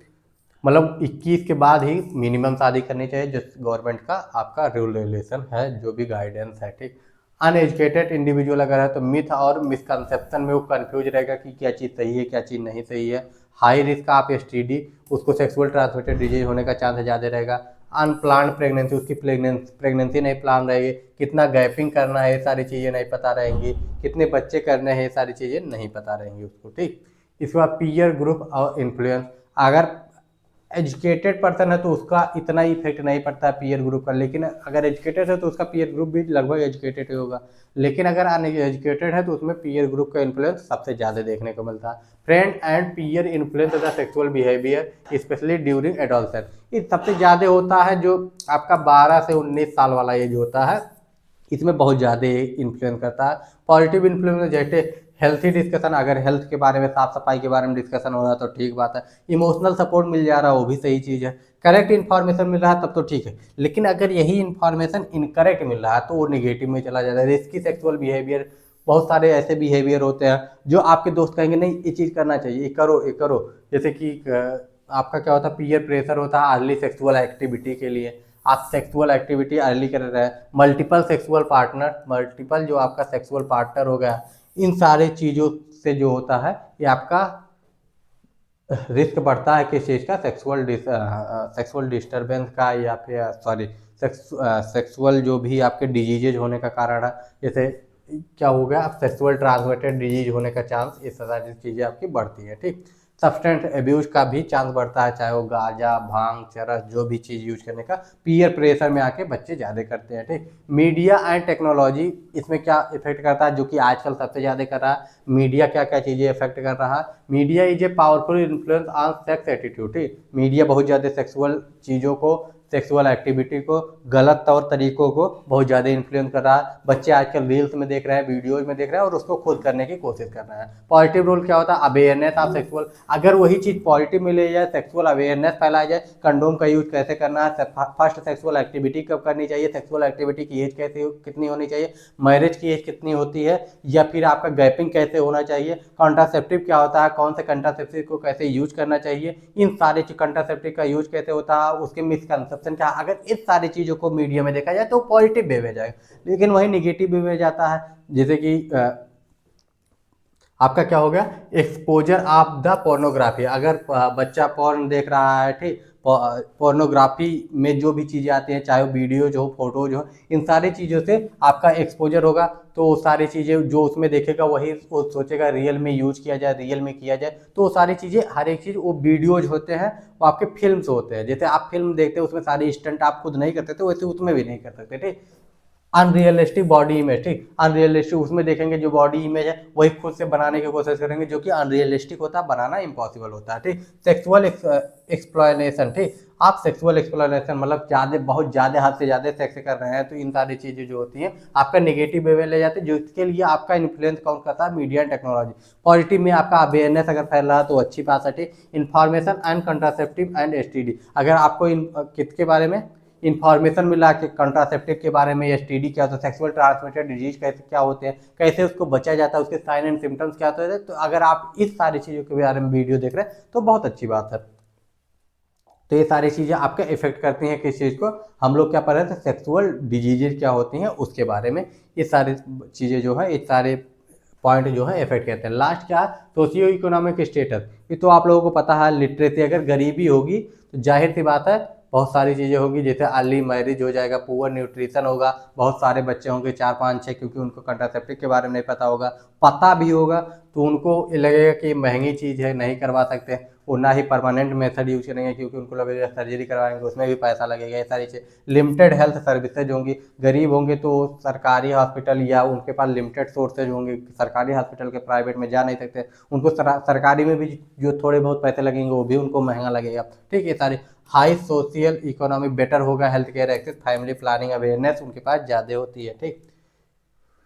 सोशल नॉर्म्स एंड टैबूज, अब सोशल नॉर्म्स क्या होते हैं, टैबूज क्या होते हैं, कौन कौन से मिसकंसेप्शंस होते हैं, सारी चीज़ें, जैसे no discussion on the menstrual on puberty. अब अगर कोई भी लड़की है वो अपने घर में या अपने पीयर ग्रुप में इसके बारे में डिस्कस ही नहीं कर रही है, मेंस्ट्रुअल साइकिल है, या वो ये बता ही नहीं पा रही है, अगर उसको पता ही नहीं है कि मेंस्ट्रुअल साइकिल क्या होता है और उसके वेजाइना से ब्लीडिंग हो रही तो समझेगी कि कोई बीमारी हो गई, कोई चीज़, लेकिन वो मेंस्ट्रुअल साइकिल, अगर वही पहले से बात हुई हो कि मेंस्ट्रुअल साइकिल क्या होता है, ये उसके एज आने से पहले उसकी माँ, मम्मी हो गई, दीदी हो गई, घर में कोई होगा, या फिर कोई भी उसका फ्रेंड ग्रुप है कि ये ऐसे होता है, ये आएगा, नॉर्मल चीज़ होती है, कोई दिक्कत नहीं है, तो ये सारी चीज़ तो उसको दिक्कत नहीं होगा। लेकिन अगर वही नहीं रहेगा तो स्ट्रेस में जाएगी, एंजाइटी में जाएगी, कई सारी चीज़ें, और वो किसी को बताएगी भी नहीं। Delay in seeking medical help, जिससे क्या होगा, अगर कोई बीमारी मान लो हो जा रही है तो मेडिकल हेल्प मिलने में देरी होगी। Spread of myth and miss information, ठीक, और वो भी आगे स्प्रेड करेगा क्या, मिथ और जो मिस इन्फॉर्मेशन है उस सारी चीज़ों को करेगा, स्प्रेड करेगा, फैलाएगा। Social cultural factor directly affected, अब सोशल कल्चरल फैक्टर जो होते हैं वो डायरेक्टली अफेक्ट करते हैं, impact on reproductive and sexual health पे कौन कौन चीज़ें इम्पैक्ट करती है। सोशल कल्चरल जो भी हमने इम्पैक्ट देखे, जो आप पिछले में देखा, वो डायरेक्टली अफेक्ट करता है, आप लोगों को पता होगा। एज एट मैरिज, यानी शादी की उम्र क्या है, ये भी बहुत ज़्यादा अफेक्ट करती है, आपकी शादी की उम्र भी बहुत ज़्यादा अफेक्ट करती है। इसका मैटरनल एंड चाइल्ड हेल्थ, ठीक, माँ की हेल्थ कहती है और बच्चे की हेल्थ, माँ की हेल्थ किस कंडीशन है उसी हिसाब से बच्चे की हेल्थ भी डिसाइड होगी, आप लोगों को पता है। यूज ऑफ कंट्रासेप्शन, ठीक, कंट्रासेप्शन का यूज कैसे हो रहा है, इस पे गैपिंग पे डिपेंड करेगा, पॉवर्टी, इससे मतलब आपका जो होगा, अगर कंट्रासेप्टिव यूज करेंगे, 2 बच्चों के बीच में गैप होगा, दोनों बच्चों का एजुकेशन अच्छा होगा, हर एक चीज़ अच्छे से हो जाएगा। और माँ को भी मतलब मिनिमम आपको 1.5 से 2 साल की गैपिंग होनी चाहिए, 2 साल अगर गैपिंग कर ले रहे हैं तो बहुत ही अच्छी बात है। वैसे एक बच्चे को 2 साल तक माँ का दूध मिनिमम पिलाना चाहिए, मतलब 6 महीने तक केवल माँ का दूध पिलाना चाहिए, उसके बाद खाने के साथ में भी बच्चे को 2 साल तक अगर माँ का दूध पिला रहे हैं तो अच्छी बात। अब अगर 2 साल तक माँ बच्चे को दूध पिला रही है तो उसके बाद कम से कम 6 महीने से साल भर तक उसको गैपिंग चाहिए, उसका न्यूट्रिशन अच्छा हो सके, उसका बॉडी हेल्दी हो सके, फिर से क्या करने के लिए, प्रेगनेंसी कंसीव करने के लिए, तो वही 3 साल का गैप जरूरी होता है 2 बच्चों के बीच में, ठीक। फैमिली साइज आपका डिपेंड हो, अगर कंट्रासेप्टिव सही से यूज करेंगे तो फैमिली साइज का भी सही से डिसीजन हो, फैमिली साइज भी बड़ी नहीं होगी, ठीक, ये सारी चीज़ें होंगी। सेक्सुअल राइट्स एंड कंसेंट, ठीक, सेक्सुअल राइट और कंसेंट इसके बारे में आप लोगों को पता ही। Role of nurse and health worker, अब रोल क्या है, बहुत ही वाइटल रोल प्ले करता है किसी में, addressing the socio cultural issue, ठीक, nurse play vital role, socio cultural issue को एड्रेस करने में, उसको दूर करने में नर्स का बहुत बड़ा रोल होता है, जैसे कि रिस्पेक्ट करना हर एक कल्चर के बिलीफ को, प्रोवाइड करना साइंटिफिक एंड करेक्ट इन्फॉर्मेशन, जो आशा होती हैं, एनम होती हैं, जो आपके सीएससी पीएससी पे मेडिकल स्टाफ्स होते हैं, उनका बहुत बड़ा रोल होता है इस सारी चीज़ों को दूर करने में, ठीक। आपका education family and community, educate करना फैमिली को, कम्युनिटी को, जो कि आशा हुए, एनम तो ये बहुत अच्छे से कर रहे हैं गाँव में, ठीक। प्रमोट करना जेंडर इक्वलिटी, जेंडर इक्वलिटी को प्रमोट करना, मतलब दो बच्चे अच्छे, चाहे वो गर्ल्स हो या बॉयज, ठीक, दोनों चीज़ होनी चाहिए, मतलब दो ही बच्चे हों, चाहे गर्ल्स हों बॉयज हो, कोई दिक्कत नहीं है। अगर एक लड़का एक लड़की, ऐसा नहीं होना चाहिए कि मुझे सिर्फ बॉयज ही चाहिए, गर्ल्स गर्ल्स भी होंगे तो भी काम चलेगा, बॉय बॉय भी होंगे तो भी काम चलेगा, दोनों चीज़ें होनी चाहिए। Encourage the safe sexual practice, अब सेफ सेक्सुअल प्रैक्टिस क्या है, इस सारी चीज़ों को इनकरेज करना जो है ये जरूरी है। अब अगला हमारा आता है प्री कंसेप्शन केयर, मतलब कौन कौन सी चीज़ों का केयर में ध्यान देना चाहिए, कौन किस किस बातों का ध्यान रखना चाहिए किस टाइम पे आपका प्री कंसेप्शन, यानी आपका जो कंट्रासेप्टिव यूज कर रहे हैं उस कंट्रासेप्टिव नहीं, प्रेगनेंसी कंसीव करने से पहले किन किन बातों का ध्यान रखना चाहिए, कौन कौन सी चीज़ों का केयर करना चाहिए, इन सारी चीज़ों के बारे में अब हम इस हेडिंग में पढ़ने वाले हैं, प्री कंसेप्टिव केयर, ठीक, प्री कंसेप्शन केयर, ठीक। क्लियर है, यहाँ तक आप लोगों ने देख लिया, क्या क्या चीज़ें देखी। चीज़ें बहुत सिंपल हैं, जो कि आप लोग देखे ही होंगे कि कितने सिंपल चीज़ें हैं। Sexual and cultural aspect of human sexuality, ठीक, सेक्सुअल एंड कल्चरल एस्पेक्ट में हम लोगों ने कई सारी चीज़ों को देख लिया, बहुत सारी चीज़ें देख ली। इसमें कई सारे आपके चीज़ें थी जो इन्फ्लुएंस कर रही थी, जिसमें आपका फैमिली इन्फ्लुएंस था, आपका कल्चरल इन्फ्लुएंस था, रिलीजन इन्फ्लुएंस था, इसके बाद में आपका एजुकेशन कैसे इन्फ्लुएंस करता है सेक्सुअलिटी को, इसके बाद में पीयर ग्रुप, आपके आसपास के लोग जो आपके हित मित्र हैं, आपके साथी हैं, वो कैसे इन्फ्लुएंस कर रहे हैं, social economic status, social norm क्या हो गया। इसके बाद नर्सेस की रिस्पॉन्सिबिलिटी देखिए। अब हम देख रहे हैं प्री कंसेप्शन केयर, यानी बच्चे को कंसीव करने से पहले, प्रेगनेंसी कंसीव होने से पहले किन किन चीज़ों का ध्यान रखना चाहिए, क्या क्या केयर करनी चाहिए, इसके बारे में अब इसमें पढ़ने वाले हैं। Pre conception care is the health care giving a women and her partner before pregnancy to ensure the best possible health of the mother and baby, ठीक। क्या होता है प्री कंसेप्शन केयर, जो होता है हेल्थ केयर होता है, जो कि किया जाता है वुमेन को यानी मदर को और उसके पार्टनर को बिफोर प्रेगनेंसी, प्रेगनेंसी से पहले, प्रेगनेंसी कंसीव करने से पहले, गर्भाधारण से पहले, ठीक, to ensure the best possible health of the mother and baby. किस चीज़ के लिए, इसका मेन लक्ष्य होता है कि बेस्ट से बेस्ट, यानी सबसे अच्छे से अच्छा हेल्थ दिया जा सके मदर को और बेबी दोनों को, ठीक। इसके बाद में it aim to identify and correct health problem before the conception. अब मान लो किसी मदर को एनीमिया, किसी औरत को एनीमिया, किसी वुमेन को एनीमिया, अगर उसको एनीमिया है तो क्या होगा, अगर वो प्रेगनेंसी कंसीव करेगी तो कोई कुछ ना कुछ प्रॉब्लम आ सकती है, मदर को भी और बच्चे में भी कुछ डिफेक्ट्स आ सकते हैं। तो इसके पहले क्या करना है आपको पहले उसकी जांच करवा लेनी है। अगर डायग्नोसिस में उसका एनीमिया निकलता है तो सबसे पहले उसके एनीमिया को सही किया जाए, उसका जो है एचबी लेवल सही किया जाए, उसके बाद में ही आपका जो है प्रेगनेंसी कंसीव किया जाएगा। Pre conception care is a set of the intervention that aim to improve women health before pregnancy, जिसका मेन लक्ष्य क्या होता है, इम्प्रूव करना वुमेन के हेल्थ को बिफोर प्रेगनेंसी, रिड्यूस करना maternal and infant morbidity and mortality, promote करना प्लान्ड एंड हेल्थी प्रेगनेंसी को, ठीक। तीन चीज़ें होती हैं, इंप्रूव करना बच्चे के हेल्थ को, माँ के हेल्थ को, दूसरी चीज़ क्या, रिड्यूस करना मैटरनल और यानी एमएमआर और आईएमआर, यानी मदर के डेथ रेट को और बच्चे के डेथ रेट को दोनों को कम करना, प्रमोट करना planned and healthy pregnancy, planned pregnancy हो और हेल्दी प्रेगनेंसी हो, इन सारी चीज़ों को प्रमोट करना मेन लक्ष्य है। Objectives of pre conception care क्या है, उन्हें इसके ऑब्जेक्टिव्स क्या है, मेन उद्देश्य क्या है, इंश्योर करना physical and mental fitness of the women, यानी जो भी महिला है उसके फिजिकल और आपके मेंटल जो भी है फिटनेस है उसको इंश्योर हो जाता है, इससे डिटेक्ट हो जाता है, अगर कोई भी मेडिकल डिजीज है, कोई भी बीमारी है तो डिटेक्ट हो जाती है, प्रिवेंट हो जाता है बर्थ डिफेक्ट यानी बच्चे में होने वाला कोई भी कंजेनाइटल एनॉमली जो है वो डिटेक्ट हो जाता है, प्रिवेंट हो जाता है, बच जाता है, रिड्यूस हो जाता है प्रेगनेंसी कॉम्प्लिकेशन, और प्रेगनेंसी में होने वाले कॉम्प्लिकेशन बीमारियां जो है वो रिड्यूस हो जाती है, प्रमोट होता है हेल्दी लाइफ स्टाइल, और इससे क्या होता है हेल्दी लाइफ स्टाइल जो है वो प्रमोट होती है, इंप्रूव होता है प्रेगनेंसी आउटकम, और इससे क्या होता है प्रेगनेंसी आउटकम्स इंप्रूव होता है। Component of pre conception care, component में आपका क्या आ जाता है, प्री कंसेप्शन केयर, इसमें कंपोनेंट में मेन क्या चीज़ें हैं जो केयर में ध्यान देनी है, ठीक। तो मेडिकल असेसमेंट, सबसे पहले तो आप जो भी गायनकोलॉजिस्ट है उसके पास जाएंगे, उसके पास जाके अपना सारा असेसमेंट करवाएंगे, अपना केयर का जो भी असेसमेंट है, जो भी जांचें हैं उससे एक बार असेस करवाएंगे। असेसमेंट में अगर कोई भी दिक्कत होती है तो आपका डायग्नोस करके उसके जो है चेकअप्स होंगे, हेल्थ चेकअप्स करेगी आपके, अगर एनीमिया हो रहा है या जैसे ब्लड जांच हो गए और भी कई सारी चीज़ें होंगी, उसमें आपको अगर डिफेक्ट आ रहा है तो उसकी मेडिकेशन चलेगी, उसकी दवाई चलेगी। अगर वो सही होगा उसके बाद आपको प्लान करके बता देगी कि इतने टाइम से आप प्रेगनेंसी कंसीव कर सकते हैं। तो मेडिकल असेसमेंट में क्या होगा, delayed medical and surgical history, ठीक, मेडिकल असेसमेंट वो डिटेल आपका मेडिकल हिस्ट्री लेगी, सर्जिकल हिस्ट्री इसके पहले कोई सर्जरी वगैरह हुई है कि नहीं, जिससे कि पता चल सके प्रेगनेंसी में कोई प्रॉब्लम्स हो सकती है कि नहीं हो सकती है। मेंस्ट्रुअल एंड ऑब्स्टेट्रिकल हिस्ट्री, इससे पहले कितने बच्चे हुए हैं इसके बारे में वो आपसे आपका हिस्ट्री लेगी। मेंस्ट्रुअल साइकिल आपका कैसा है, कितने दिन का मेंस्ट्रुअल साइकिल होता है, रेगुलर है कि इनरेगुलर है, इन सारी चीज़ों के बारे में देखेगी।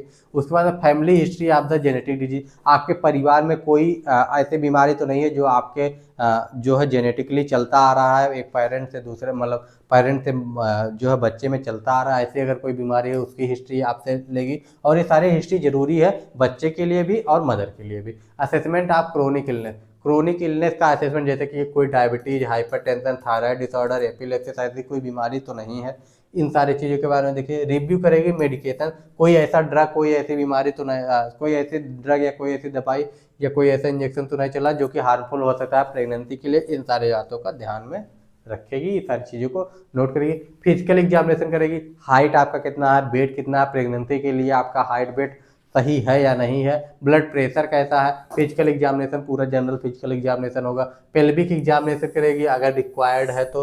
आपका ब्रेस्ट एग्जामिनेशन, ब्रेस्ट में कोई दिक्कत है या नहीं है, ब्रेस्ट सही से डेवलप हुआ है कि नहीं हुआ है, आपका पेल्विक एरिया पूरा अच्छे से डेवलप हुआ है कि नहीं हुआ है, आपके जेनाइटल ऑर्गन सही से डेवलप हुए हैं कि नहीं हुए हैं, इन सारी चीज़ों को ध्यान में रखें।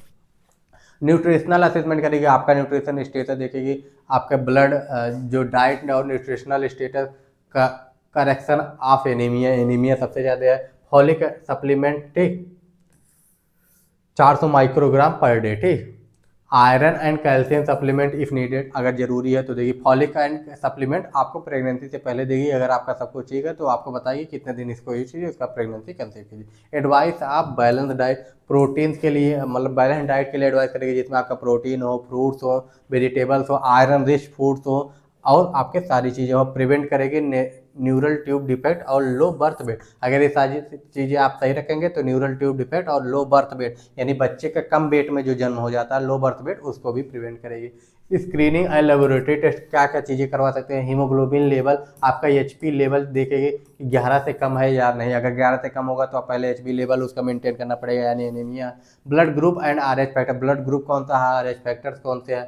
आपका blood sugar level, sugar check करने के लिए, थायराइड के लिए, और आपका HIV या कोई आपका ऐसी बीमारी तो नहीं है जो माँ से बच्चे में जा सकती है, इसके लिए। और यूरिन एग्जामिनेशन भी आपका होगा किसमें, प्री कंसेप्शन केयर में, ठीक, उसमें आपका जब जनरल मेडिकल एग्जामिनेशन होगा। जेनेटिक काउंसलिंग में आपका क्या होगा, जेनेटिक में वही recommended for the couple with, recommend for couples with, दोनों साथ में आए तो ज़्यादा बेहतर होगा इसमें, क्योंकि इसमें आपका फादर की भी हिस्ट्री ली जाएगी और मदर की भी हिस्ट्री जेनेटिक में जरूरी होती है, ठीक। Family history of genetic disorder, कोई जेनेटिक डिसऑर्डर तो नहीं है फैमिली में, चाहे मदर की फैमिली में, बच्चे के फादर की फैमिली में, दोनों में यानी कपल में, दोनों में।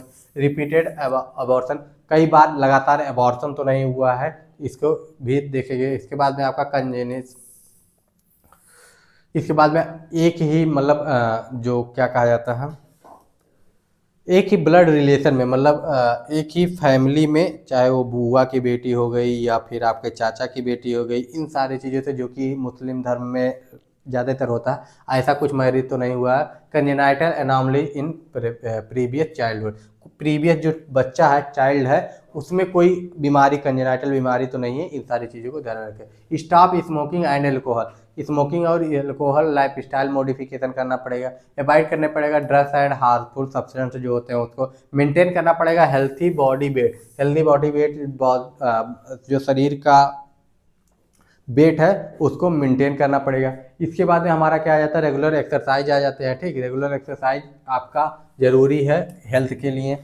कम से कम 20 मिनट से 25 मिनट का रोज का एक्सरसाइज होना चाहिए, जनरल एक्सरसाइज ही हो लेकिन हो, ठीक। एडिक्वेट रेस्ट एंड स्लीप, बराबर मात्रा में स्लीप होनी चाहिए, 7 से 8 घंटे की आपकी स्लीप मदर की होनी चाहिए। और जब तक कंसेप्शन नहीं होता फादर की भी इतनी ही होनी चाहिए, मतलब जब तक फर्टिलिटी नहीं हो जाती, जब तक फर्टिलाइजेशन नहीं हो जाता वो तब तक होनी चाहिए। स्ट्रेस मैनेजमेंट जरूरी है दोनों के लिए। इससे स्ट्रेस से क्या होता है, स्पर्म और ओवा दोनों की क्वालिटी खराब होती है। साइकोलॉजिकल एंड इमोशनल सपोर्ट में क्या होगा, मेंटल हेल्थ असेसमेंट होना चाहिए, दोनों की काउंसलिंग होनी चाहिए। स्ट्रेस से रिलेटेड, एंजाइटी से रिलेटेड, डिप्रेशन से रिलेटेड, मदर और फादर दोनों का। Support for the domestic violence issue, ठीक, अगर डोमेस्टिक वायलेंस है तो उसको सही करना है, क्योंकि उससे भी स्ट्रेस आता है और उससे भी जो है बच्चे के हेल्थ पे बहुत ख़राब इफेक्ट पड़ता है। इनकरेज करना पार्टनर इन्वॉल्वमेंट को, दोनों के इन्वॉल्वमेंट अगर अच्छा होगा तो बच्चे का हेल्थ भी अच्छा होगा। अब रिप्रोडक्टिव प्लानिंग में क्या होता है, right age of the for the pregnancy, ठीक, सही एज क्या हो सकती है प्रेगनेंसी के लिए। बर्थ स्पेसिंग कितनी होनी चाहिए, 2 से 3 साल कम से कम होनी चाहिए। Family planning method until ready, ठीक, फैमिली प्लानिंग रेडी, तब तक रेडी होना चाहिए। फैमिली प्लानिंग मेथड जो है रेडी होना चाहिए कि कौन सा फैमिली प्लानिंग यूज करना। Awareness for the fertility period, ठीक, कौन सा फर्टिलिटी पीरियड होता है इसके बारे में अवेयर होना चाहिए। अब जैसे अगर 28 दिन का साइकिल माना जाए तो 14वें दिन आपका क्या होता है, ओवम ओवेल्यूशन होता है। और ओवम कितने जिंदा रहता है, 24 घंटे जिंदा रहता है, 24 से कहीं कहीं पर 48 मिलता है, 24 से 48 घंटे, ठीक। तो मान लीजिए आपके पास 14वें दिन से 2 दिन का समय, मान लीजिए अगर 48 घंटे रह रहा है तो भी 2 ही दिन का टाइम है, यानी 15वां दिन और 16वां दिन तक, ठीक, यानी 14 से लेकर 16 दिन तक ही फर्टिलाइजेशन होगा, उसके बाद फर्टिलाइजेशन होगा ही नहीं। तो उनको उसी समय पे आपका जो है फर्टिलिटी के लिए आपका जो है ट्राई करना चाहिए, फर्टिलाइजेशन के लिए ट्राई करना चाहिए, ठीक। इसके बाद में role of male partner in the pre conception care, यानी इसमें मेल पार्टनर का क्या रोल हो सकता है, ठीक। Health screening of the male partner का भी स्पर्म की क्वालिटी कैसी है, मोबिलिटी कैसी है, इन सारी चीज़ों की हेल्थ स्क्रीनिंग होनी चाहिए। एवॉइड स्मोकिंग अल्कोहल, इससे क्या होता है जो स्पर्म की क्वालिटी है वो खराब होती है, ठीक, मोबिलिटी वगैरह खराब होती है। ट्रीटमेंट ऑफ द इन्फेक्शन अगर कोई है तो उसका ट्रीटमेंट होना चाहिए, जेनाइटल एरिया में कोई इन्फेक्शन या कहीं पे भी है, ठीक। Support of emotional and psychological health of women, और अपनी फीमेल पार्टनर जो है, जो उनकी वाइफ है, उसको सपोर्ट करना चाहिए, उसको इमोशनल सपोर्ट देना चाहिए, ठीक। Importance of the pre conception care, इसका इंपॉर्टेंट क्या, रिड्यूस करना मैटरनल मॉर्टिलिटी, मदर के मैटरनल मॉर्टिलिटी रेट जो है उसको रिड्यूस करना मेन है। प्रिवेंट करना कंजेनाइटल एनॉमली, कंजेनाइटल बीमारियां जो हो रही है उसको प्रिवेंट करना, उससे बचना। रिड्यूस करना रिस्क ऑफ एनीमिया, PIH और GDM, ठीक।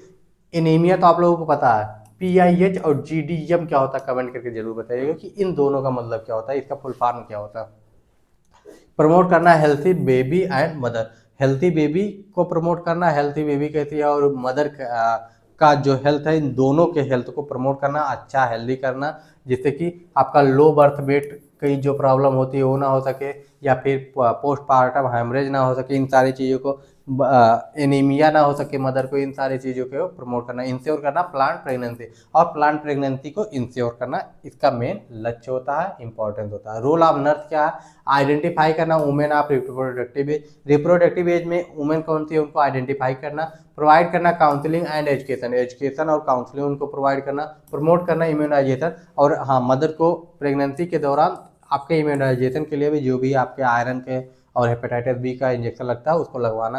इंश्योर करना न्यूट्रिशनल सप्लीमेंटेशन को, यानी अगर न्यूट्रिशनल सप्लीमेंट का इंश्योर करना। रिफर करना हाई रिस्क केसेस को आपके हाइयर लेवल पे, और मेंटेन करना रिकॉर्ड एंड फॉलोअप, और उसके रिकॉर्ड्स को और फॉलोअप को मेंटेन करके रखना। 2 टॉपिक इसके बाद आपके और बच जाते हैं इसमें, ठीक, यानी आपका प्री प्रेगनेंसी केयर में। इसमें 2 काउंसलिंग आपके आती है, एक जेनेटिक काउंसलिंग आती है और एक आपका प्री कंसेप्शन काउंसलिंग आती है। काउंसलिंग में क्या होता है, काउंसलिंग करना, कोई भी प्रॉब्लम है उसको सही करना, ठीक। इन दोनों चीज़ों के बारे में प्री कंसेप्शन काउंसलिंग हो गया, और एक आपका जेनेटिक काउंसलिंग हो गया, यानी आपका अब तक केयर था, प्री कंसेप्शन केयर था कि क्या केयर देनी है। अब कैसे काउंसलिंग करनी है, काउंसलिंग क्या होती है, प्री कंसेप्शन काउंसलिंग में क्या क्या चीज़ें ध्यान देनी है, इसके बारे में पढ़ेंगे, ठीक। तो आपका केयर तो होगा कि किन किन चीज़ों को केयर अगर करेंगे, किन किन चीज़ों को ध्यान में रख के करेंगे, तो आपका maternal mortality rate, infant mortality rate, mother baby का हेल्थ अच्छा रहेगा, कोई भी कंजेनाइटल एनॉमली होने का चांस घट जाएगा, और कोई भी बीमारी नहीं होगी, नॉर्मल डिलीवरी होने के चांस बढ़ जाएंगे, आपका लो बेबी बर्थ जो होता है उसका चांस बढ़ जाएंगे, इस सारी चीज़ें इसका चांस कम हो जाएगा। ठीक, ये सारी चीज़ें होंगी। ठीक, यानी ओवरऑल यही है कि मदर और बच्चे का हेल्थ सही रहेगा और उनके IMR और MMR घट जाएंगे, यानी मोर्टेलिटी रेट घट जाएगा। अब अगला हमारा जो आता है प्री कंसेप्शन काउंसलिंग। डिफिनीशन क्या है? Pre conception counselling is a guidance given to a women and her partner before the pregnancy to help them plan a safe healthy plan pregnancy and reduce the risk of the mother and baby. इसमें वही किया जाता है, किस लिए किया जाता है? प्लान किया जाता है safe, healthy and plan pregnancy को। ठीक, सेफ होनी चाहिए, हेल्दी होनी चाहिए और प्लान होनी चाहिए क्या चीज़? प्रेगनेंसी। इसके बाद में किस चीज़ को कम करता है ये? अगर प्लान प्रेगनेंसी होगी, सेफ होगी और हेल्दी होगी तो मैटरनल हेल्थ और आपका जो बेबी का हेल्थ है, दोनों चीज़ों को क्या करेगा? अच्छा रखेगा। रिस्क उसमें कोई भी बीमारी होने का, कोई भी कंजेनाइटल एनोमली होने का घट जाएगा। ऑब्जेक्टिव्स क्या है इसके? लक्ष्य क्या है? प्रिपेयर करना कपल को physical, mentally and emotionally, identify and reduce the health risk before conception. यानी कोई भी हेल्थी या अगर हेल्थ से रिलेटेड रिस्क है तो बिफोर कंसेप्शन यानी आपकी किस चीज़ से पहले? प्रेगनेंसी से पहले उसको सही करना, आइडेंटिफाई करना और उसको रिड्यूस करना, कम करना या ख़त्म करना। प्रिवेंट करना कॉम्प्लिकेशन ड्यूरिंग प्रेगनेंसी कॉम्प्लिकेशन को क्या करना? प्रिवेंट करना। ठीक, इसके बाद में आपका प्रमोट करना healthy lifestyle and plan parenthood. Promote करना किस चीज़ को? हेल्थी लाइफस्टाइल हो और पेरेंटहुड को प्लान करना कि कितने बच्चे रखने हैं, कितनी गैपिंग रखनी है, किस एज में करनी है, ये सारी चीज़ें।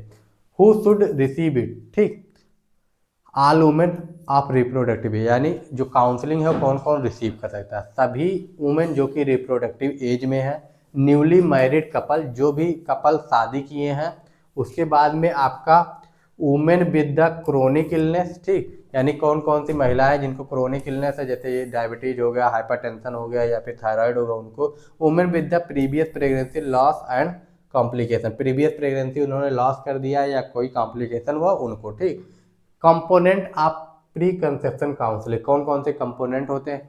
हेल्थ असेसमेंट, पहला कंपोनेंट हमारा है हेल्थ असेसमेंट। ठीक, रिव्यू करना of the medical, surgical and menstrual and obstetric history. ठीक, हेल्थ असेसमेंट में क्या करेंगे? रिव्यू करेंगे medical and surgical and menstrual और क्या ऑब्स्टेट्रिकल हिस्ट्री को। असेस करेंगे क्रोनिक डिजीज कोई है कि नहीं है। रिव्यू करेंगे करंट मेडिकेशन, कोई अगर ऐसा टेट्रोजेनिक यानी किसी उससे जो हार्म में पहुंच सकता है ऐसी कोई दवाई तो नहीं चले। टेट्रोजेनिक का क्या मतलब होता है? उससे मदर या बेबी को कोई हार्म, मतलब ऐसे भी दवाइयाँ जो हार्म पहुंचा सकती हैं वो होती हैं टेट्रोजेनिक ड्रग्स। ठीक, इसके बाद में क्या हो जाता है? न्यूट्रिशनल काउंसलिंग, बैलेंस डाइट होना चाहिए, folic acid 400 microgram per day at last 1 week before the pregnancy. Pregnancy के 1 महीने पहले से कम एट लीस्ट 1 महीने पहले से आपको 400 microgram per day folic acid लेना है। ठीक, इसके बाद में आयरन, कैल्शियम इफ रिक्वायर्ड, अगर आयरन और कैल्शियम की रिक्वायर्ड है तो उसको भी लेना है। Correct anaemia and under nutrition. ठीक, एनीमिया को करेक्ट करना है और अंडर न्यूट्रिशन को करेक्ट करना है। Life style counselling, stop taboos. ठीक, जैसे taboos, stop tobacco, alcohol and drugs, maintain health weight. ठीक, हेल्थी वेट को, regular exercise and adequate rest. ठीक, रेगुलर एक्सरसाइज करना है, एडिक्वेट रेस्ट करना है, स्ट्रेस मैनेजमेंट करना है। इसके बाद में हमारा क्या आ गया? Immunisation advice.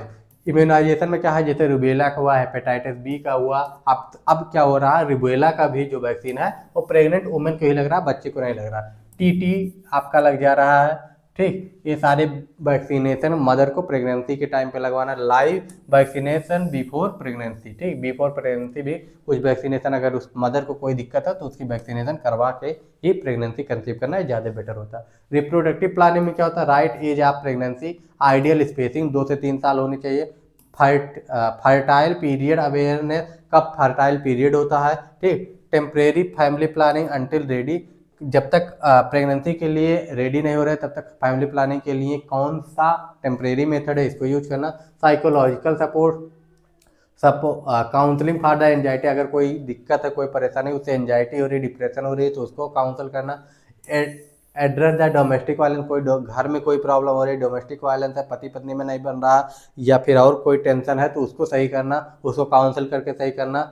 इनकरेज करना पार्टनर इन्वॉल्वमेंट और इनकरेज करना कि मेल पार्टनर भी इन्वॉल्व हो। बेनिफिट क्या होंगे, प्लान्ड और सेफ प्रेगनेंसी होगा, रिड्यूस होगा, वही जो मैटरनल डेथ रेट है और नियोनेटल डेथ रेट है उसको कम होगा।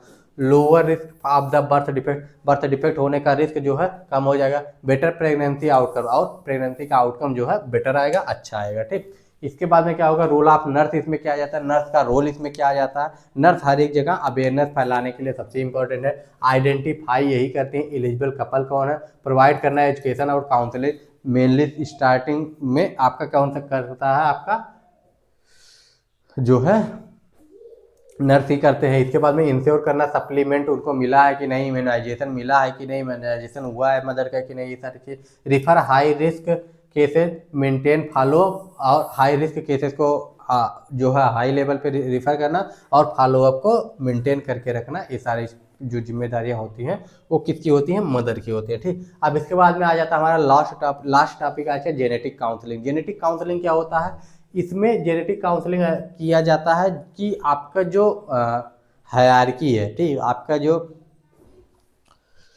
पेरेंट्स हैं, उनके जो पेरेंट्स हैं उनसे कोई ऐसी बीमारी तो नहीं है जो चलते हुए चली आ रही है। ठीक, इस सारी चीज़ों को देखना। Genetic counselling is a communication process that help to individual and couple understand the risk of inherited यानी हेरिडिटी से कोई डिजीज तो नहीं चली आ रही, change of the passing them to the children, available test and option. अगर कोई दिक्कत है, अगर किसी को कोई दिक्कत है तो जो भी अवेलेबल टेस्टर्स हैं, जो भी ऑप्शन है उसको एक्सप्लोर किया जाए, उसको करके अगर दिक्कत है मदर में या फादर में तो उसको सही करके ही प्रेगनेंसी कंसीव किया जाए, इसका मेन लक्ष्य है। आइडेंटिफाई करना जेनेटिक रिस्क को, ठीक, प्रिवेंट करना और रिड्यूस करना इन हेरिडिटी डिसऑर्डर को। इसके बाद में सपोर्ट करना इन्फॉर्म्ड डिसीजन मेकिंग, प्रोवाइड करना इमोशनल सपोर्ट। ठीक, और इसमें क्या होता है, इमोशनल सपोर्ट को प्रोवाइड करना होता है। इसके बाद में हमारा क्या आता है, हु नीड जेनेटिक काउंसलिंग, किसको नीड होती है, family history of genetic disorder, जिसकी फैमिली में हिस्ट्री है जेनेटिक डिसऑर्डर को उसको सबसे ज़्यादा जरूरत होती है। सबसे ज़्यादा यही ध्यान देना था क्या चीज़ किसको देना है। ठीक, जेनेटिक काउंसलिंग किसको देना है, जिसकी जेनेटिक डिसऑर्डर की फैमिली हिस्ट्री हो।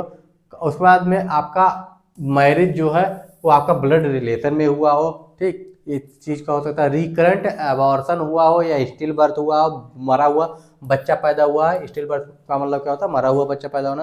Congenital anomalies in previous child, और प्रीवियस जो इसके पहले बच्चे हुए हैं, जो इसके पहले बच्चे हुए हैं जिनका जन्म हुआ है उनमें कोई आपका जन्मजात बीमारी हो। ठीक, जन्मजात अगर बीमारी है तो उसमें आपका ये जरूरी होता है जेनेटिक काउंसलिंग करना। उसके बाद अवॉइड करना मैटरनल एज या क्या एडवांस्ड मैटरनल एज, यानी अगर 35 साल से ज़्यादा हो गई है तो भी आपका करवाना जरूरी होता है। ठीक, इसके बाद में हमारा क्या है कंपोनेंट ऑफ जेनेटिक काउंसलिंग का risk assessment, detailed family history 3 generation का होना चाहिए फैमिली हिस्ट्री रिस्क असेसमेंट के लिए।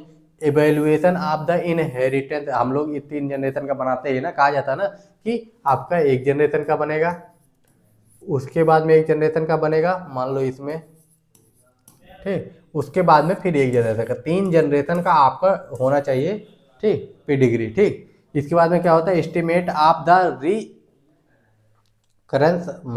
रिकरेंस रिस्क, जो भी आपके रिकरेंस रिस्क है उसको एस्टिमेट करना। जेनेटिक टेस्टिंग आई नीड, अगर नीड है तो आपका कैरियर स्क्रीनिंग होनी चाहिए, क्रोमोसोमल एनालिसिस होना चाहिए, बायोकेमिकल एंड मॉलिक्यूलर टेस्ट, ये सारी चीज़ें होनी चाहिए। ठीक, इसके बाद में education and information, explain the disorder cause and prognosis, क्या बीमारी हुई है, उससे क्या दिक्कत हो सकती है, कौन कौन से उसके कारण हैं, इन सारी चीज़ों को एक्सप्लेन करना, एजुकेट करना कपल्स को। इनहेरिटेड पैटर्न यानी ऑटोसोमल सेक्स लिंक्ड, कैसा पैटर्न है उसका, कैसा वो आगे बढ़ सकता है कि नहीं बढ़ सकता है, इस सारी चीज़ों के बारे में।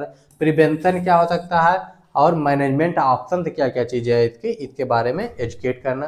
काउंसलिंग एंड सपोर्ट, काउंसलिंग करना और सपोर्ट करना। Discuss reproductive option, reproductive option कौन कौन से हैं, address the emotional and ethical concern, address करना आपका इमोशनल और एथिकल कंसर्न को। ठीक, इसके बाद में सपोर्ट करना ऑटोनोमस एंड डिसीजन मेकिंग को। ठीक, यानी वो खुद से आपका क्या कर सके, डिसीजन ले सके, उनके ऊपर डिपेंड होना चाहिए, बस उनको हर एक जानकारी हर एक इंफॉर्मेशन प्रोवाइड कराना। अब कॉमन जेनेटिक डिसऑर्डर में कैसे होता था, एग्जाम्पल के लिए सारी चीज़ें आप लोग पहले पढ़ चुके हैं। थैलेसीमिया, स्किल सेल एनीमिया, ठीक, स्किल सेल एनीमिया, हाशियाकार हो जाता है, डाउन सिंड्रोम हो जाना, ठीक, इसमें आप लोग बताएंगे कि क्रोमोसोम में क्या डिफेक्ट होता है, ठीक, और किस क्रोमोसोम में डिफेक्ट होता है, और हीमोफीलिया आपका हो गया, ये सारी चीज़ें आपकी हो गई। बेनिफिट क्या होगा, इन्फॉर्म्ड रिप्रोडक्टिव चॉइसेस, ठीक, इससे क्या होगा, उनको रिप्रोडक्टिव के बारे में, चॉइसेस के बारे में पता चल जाएगा, उनको हर एक चीज़ की इन्फॉर्मेशन होगी। रिड्यूस होगा रिस्क, जेनेटिक डिजीज होने का रिस्क कम हो जाएगा। अर्ली डिटेक्ट होगा और प्रिवेंट भी हो सकता है, अगर प्रिवेंटेबल है तो प्रिवेंट भी हो सकता है। साइकोलॉजिकल रीएश्योरेंस, और उनको सही जानकारी मिलेगी, उनको स्ट्रेस कम होगा, साइकोलॉजिकल रीएश्योरेंस मिल जाएगा, ठीक। इसके बाद में कहा role of nurse and health worker, identify करना कपल एट रिस्क पे, अगर कोई भी कपल रिस्क पे है तो उसको आइडेंटिफाई करना, प्रोवाइड करना बेसिक इन्फॉर्मेशन को, रिफर करना जेनेटिक स्पेशलिटी को, ऑफर करना इमोशनल सपोर्ट को, और मेंटेन करना कॉन्फिडेंशियलिटी को। ये रोल नर्स होता है, नर्स का रोल होता है, ठीक। Aspect, focus, timing, main M और इंक्लूड। अभी क्या है, pre counselling, pre conception counselling और जेनेटिक काउंसलिंग में क्या क्या चीज़ें अंतर है, किस चीज़ पे फोकस करता है आपका pre conception counselling, overall pregnancy help पे करता है, लेकिन ये आपका जेनेटिक रिस्क पे सिर्फ फोकस करता है जेनेटिक काउंसलिंग। टाइमिंग क्या होती है, बिफोर प्रेगनेंसी होती है, ये भी आपका बिफोर या ड्यूरिंग प्रेगनेंसी भी हो सकती है, वैसे बिफोर प्रेगनेंसी सबसे बेटर होता है। मेन एम क्या है, सेफ प्लान्ड प्रेगनेंसी, इसमें भी प्रिवेंट करना जेनेटिक डिसऑर्डर, इसका मेन एम है। इंक्लूड क्या होता है, न्यूट्रिशनल लाइफस्टाइल एंड प्लानिंग, इसमें क्या होता है, रिस्क असेसमेंट टेस्टिंग, क्यों रिस्क है कि नहीं है इसके असेसमेंट किया जाता है, इसका टेस्ट किया जाता है, ठीक। प्लान्ड पेरेंटहुड, लास्ट टॉपिक आपका जेनेटिक काउंसलिंग हो गया, आपका प्री कंसेप्शन काउंसलिंग हो गया, लास्ट टॉपिक हमारा आ गया प्लान्ड पेरेंटहुड, जो कि बहुत छोटा सा टॉपिक है, 10 स्लाइड का बस टॉपिक है। प्लान्ड पेरेंटहुड का नेम से ही पता चल रहा है कि हमें पेरेंट्स बनने के लिए, यानी ह्यूमन को पेरेंट बनने के लिए क्या क्या चीज़ों का प्लान करना चाहिए, इसके बारे में, ठीक। Planned parenthood mean the conscious and voluntary decision by a couple, यानी प्लान्ड पेरेंटहुड मीन्स होता है कि कॉन्शियस हो और वॉलंटरी, यानी खुद से वो डिसीजन ले सके कपल, किस चीज़ के बारे में, कब उनको चिल्ड्रन चाहिए, बच्चा कब चाहिए, हाउ मेनी चिल्ड्रन, कितने बच्चे चाहिए, स्पेसिंग कितनी होनी चाहिए दोनों के बीच में। It aim to ensure health and wellbeing of the mother, child and family, या इंश्योर करता है किस चीज़ का, हेल्थ एंड वेलबींग मदर और चाइल्ड, यानी मदर का चाइल्ड का वेलबींग कहता है, चाइल्ड का कहता है, और फैमिली का कहता है, ठीक, ये हो गया।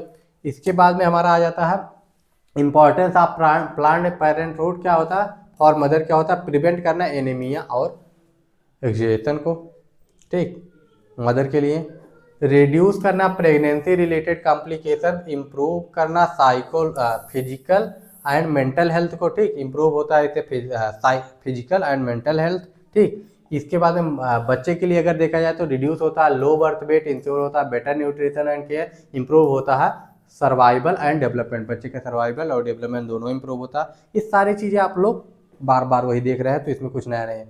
फॉर फैमिली एंड सोसाइटी के लिए प्लान्ड पेरेंटहुड को इम्पॉर्टेंट है, बेटर एजुकेशन और इक्वलिटी ऑफ लाइफ मिलेगी, इकोनॉमिकल स्टेबिलिटी मिलेगी, ज़्यादा बच्चे नहीं होंगे, प्लांट से होंगे, 2 बच्चे होंगे, गैपिंग होगी, दोनों की शिक्षा अच्छी होगी, दोनों को अच्छे कपड़े पहनने को मिलेंगे, दोनों को अच्छे भोजन आप प्रोवाइड कर सकेंगे, दोनों का डेवलपमेंट अच्छा होगा, दोनों को अच्छी केयर मिल सकेगी, ये सारी चीज़ें होती हैं। रिड्यूस करना पॉपुलेशन बर्डन भी 2 बच्चे सबसे अच्छे, ठीक। कंपोनेंट ऑफ प्लान्ड पेरेंटहुड में क्या चीज़ें हैं, एजुकेशन एंड काउंसलिंग आ जाता है, awareness about reproductive health, right age for the marriage and pregnancy, सही एज क्या है मैरिज की, प्रेगनेंसी की, importance of the birth spacing, 2 से 3 ईयर की जो बर्थ स्पेसिंग है उसकी इंपॉर्टेंस क्या है, gender equality and shared responsibility, ठीक, जेंडर इक्वलिटी और शेयर्ड रिस्पॉन्सिबिलिटी होनी चाहिए, ठीक। इसके बाद में फैमिली प्लानिंग मेथड में क्या आ जाता है, नेचुरल मेथड आ जाता है, बैरियर मेथड आ जाता है, और आपके जो भी हार्मोनल मेथड आ जाता है। तो इसमें क्या होता है, पीरियोडिक ऑप्शंस, ठीक, यानी आपका सेफ पीरियड मेथड होना चाहिए, ठीक, नेचुरल मेथड में, यानी जो पीरियड जो आपके 2 से 3 दिन है जिसमें सबसे ज़्यादा फर्टिलाइजेशन होने का चांस रहता है, उसको आपको अवॉइड करना। विड्रॉल मेथड, यानी आपका इजैकुलेशन होने से पहले पेनिस को वेजाइना से निकाल लेना, ये हो गया। लैक्टेटिंग, आपका अगर मदर लैक्टेटिंग है, ठीक, तो उसमें आपका मेंस्ट्रुअल साइकिल आएगा ही नहीं, तो आपका हो सकता है एडवांटेज। नो कास्ट, कोई कास्ट नहीं है, नो साइड इफेक्ट, इसका ना कोई कास्ट है ना साइड इफेक्ट है, लेकिन ये रिलायबल भी नहीं है। डिसएडवांटेज में क्या आता है, बहुत कम रिलायबल है, इसमें रिस्क होता है प्रेगनेंसी का। ठीक, बैरियर मेथड में क्या होता है, मेल कंडोम फीमेल कंडोम आ सकता है, डायाफ्राम आ सकता है, इसके अलावा कॉपर हो सकता है, ये सारी चीज़ें यूज कर सकते हैं। एडवांटेज में क्या है, प्रिवेंट करता है एसटीडी को भी, सेक्सुअल ट्रांसमिटेड डिजीज को, जैसे कि फीमेल कंडोम हो गया, मेल कंडोम हो गया। इजीली अवेलेबल भी होता है, कंडोम से आपका इजीली अवेलेबल होते हैं, फ्री में आपको मिल भी जाएंगे। परिवार नियोजन किट आपका सीएससी पीएससी हर एक हॉस्पिटल में लगा होता है। Require correct use every time. Disadvantage क्या है, करेक्ट यूज हमेशा करना पड़ता है, नहीं तो अगर इनकरेक्ट यूज करेंगे तो ये आपका फेल हो जाएगा। हार्मोनल में ओरल कंट्रासेप्टिव पिल्स हो गया, इंजेक्टेबल कंट्रासेप्शन हो गया, इम्प्लांट हो गया, ये सारी चीज़ें आ जाती हैं। एडवांटेज हाई इफेक्टिव होता है, लेकिन हार्मोनल साइड इफेक्ट इसके होते हैं। ठीक, इसके बाद में हमारा क्या जाता है, इंट्रा यूटेराइन डिसाइड में डिवाइस में, जैसे कॉपर आ गया, हार्मोनल आईयूडी आ गया। एडवांटेज में लॉन्ग टर्म प्रोटेक्शन होता है, रिस्क ऑफ ब्लीडिंग और इन्फेक्शन हो सकता है। ठीक, इसके बाद में प्री परमानेंट मेथड में क्या आ गया, आपका वैसेक्टॉमी आ गया, ट्यूबेक्टॉमी आ गया। ये आप लोग इस सारी चीज़ें आप लोग कई बार पढ़ चुके हैं, इसको बार बार बताने की जरूरत नहीं है, बस रिव्यू करना है। इसीलिए आपके सिलेबस में लिखा था कि आप सेल्फ स्टडी कर लीजिए। ठीक, लेकिन इसको एक बार रिव्यू करना जरूरी है। परमानेंट एंड हाईली इफेक्टिव होता, परमानेंट मेथड होता, हाईली इफेक्टिव होता, नो रिवर्सिबल, और ये रिवर्सिबल नहीं होता। सबसे बड़ा डिसएडवांटेज इसका यही है। ठीक, role of male partner in the planned parenthood, share responsibility in contraception. ऐसा नहीं कि फीमेल को ही आपका कंट्रासेप्शन यूज करना, मेल को शेयर करना चाहिए रिस्पॉन्सिबिलिटी थी। सपोर्ट करना चाहिए पार्टनर के हेल्थ को, यानी मदर के हेल्थ को सपोर्ट करना चाहिए। पार्टनरशिप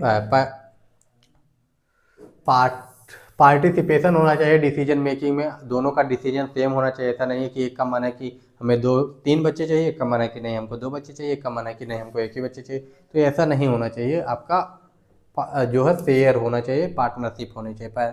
ठीक, adaptation of male contraception method. ठीक, और adaptation of male contraception method. ठीक, मेल कंट्रासेप्शन मेथड का भी अडॉप्ट होना चाहिए, मेनली परमानेंट मेथड में, जो कि सबसे ज़्यादा फीमेल्स का होता है।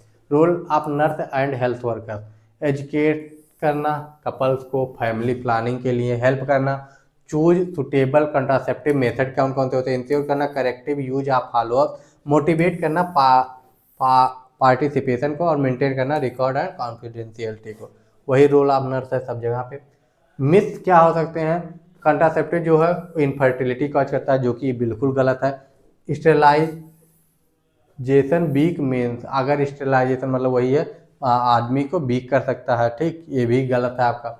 इसके बाद family planning is only for women, family planning केवल वुमेन के लिए, ये भी बिल्कुल मेथड थ्रू। क्या, family planning is safe effective and share responsibility. ठीक, फैमिली प्लानिंग में दोनों की रिस्पॉन्सिबिलिटी होनी चाहिए, सेफ है, सिक्योर है।